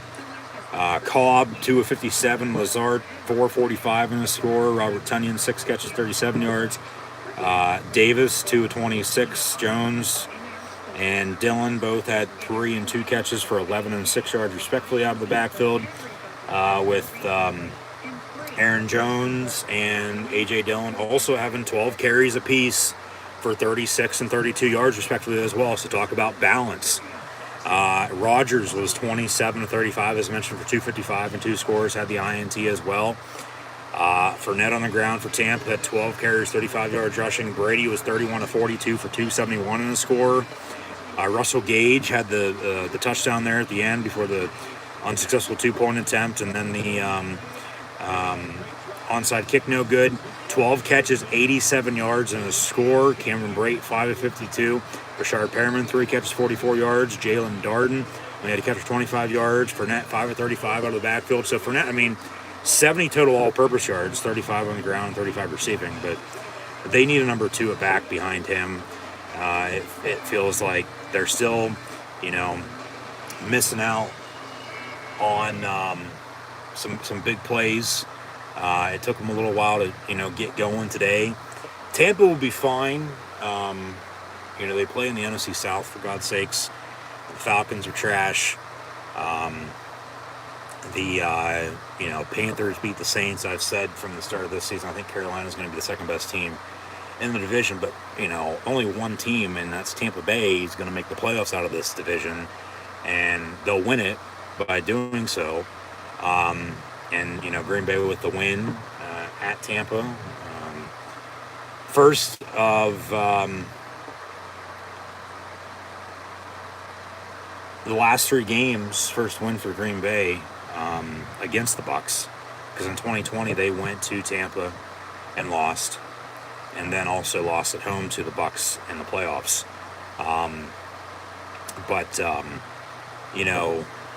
Green Bay is going to win the North as well, so potentially a playoff rematch is looming. But this, honestly, yes, could have been the final time we saw Aaron Rodgers and Tom Brady square off.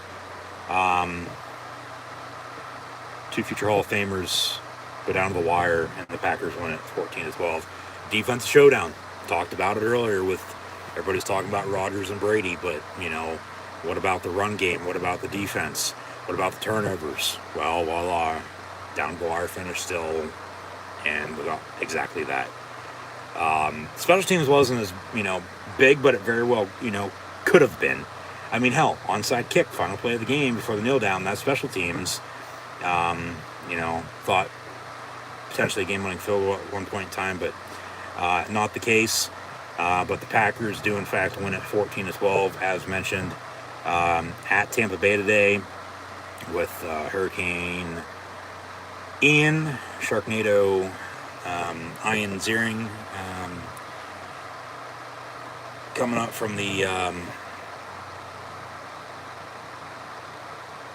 Caribbean.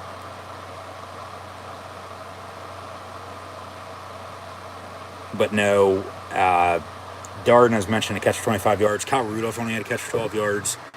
Beasley threw a 12 in his first game as a Buck. Tampa will be fine. There's going to be tons of questions for what's wrong with Tampa Bay. They just got to find their groove.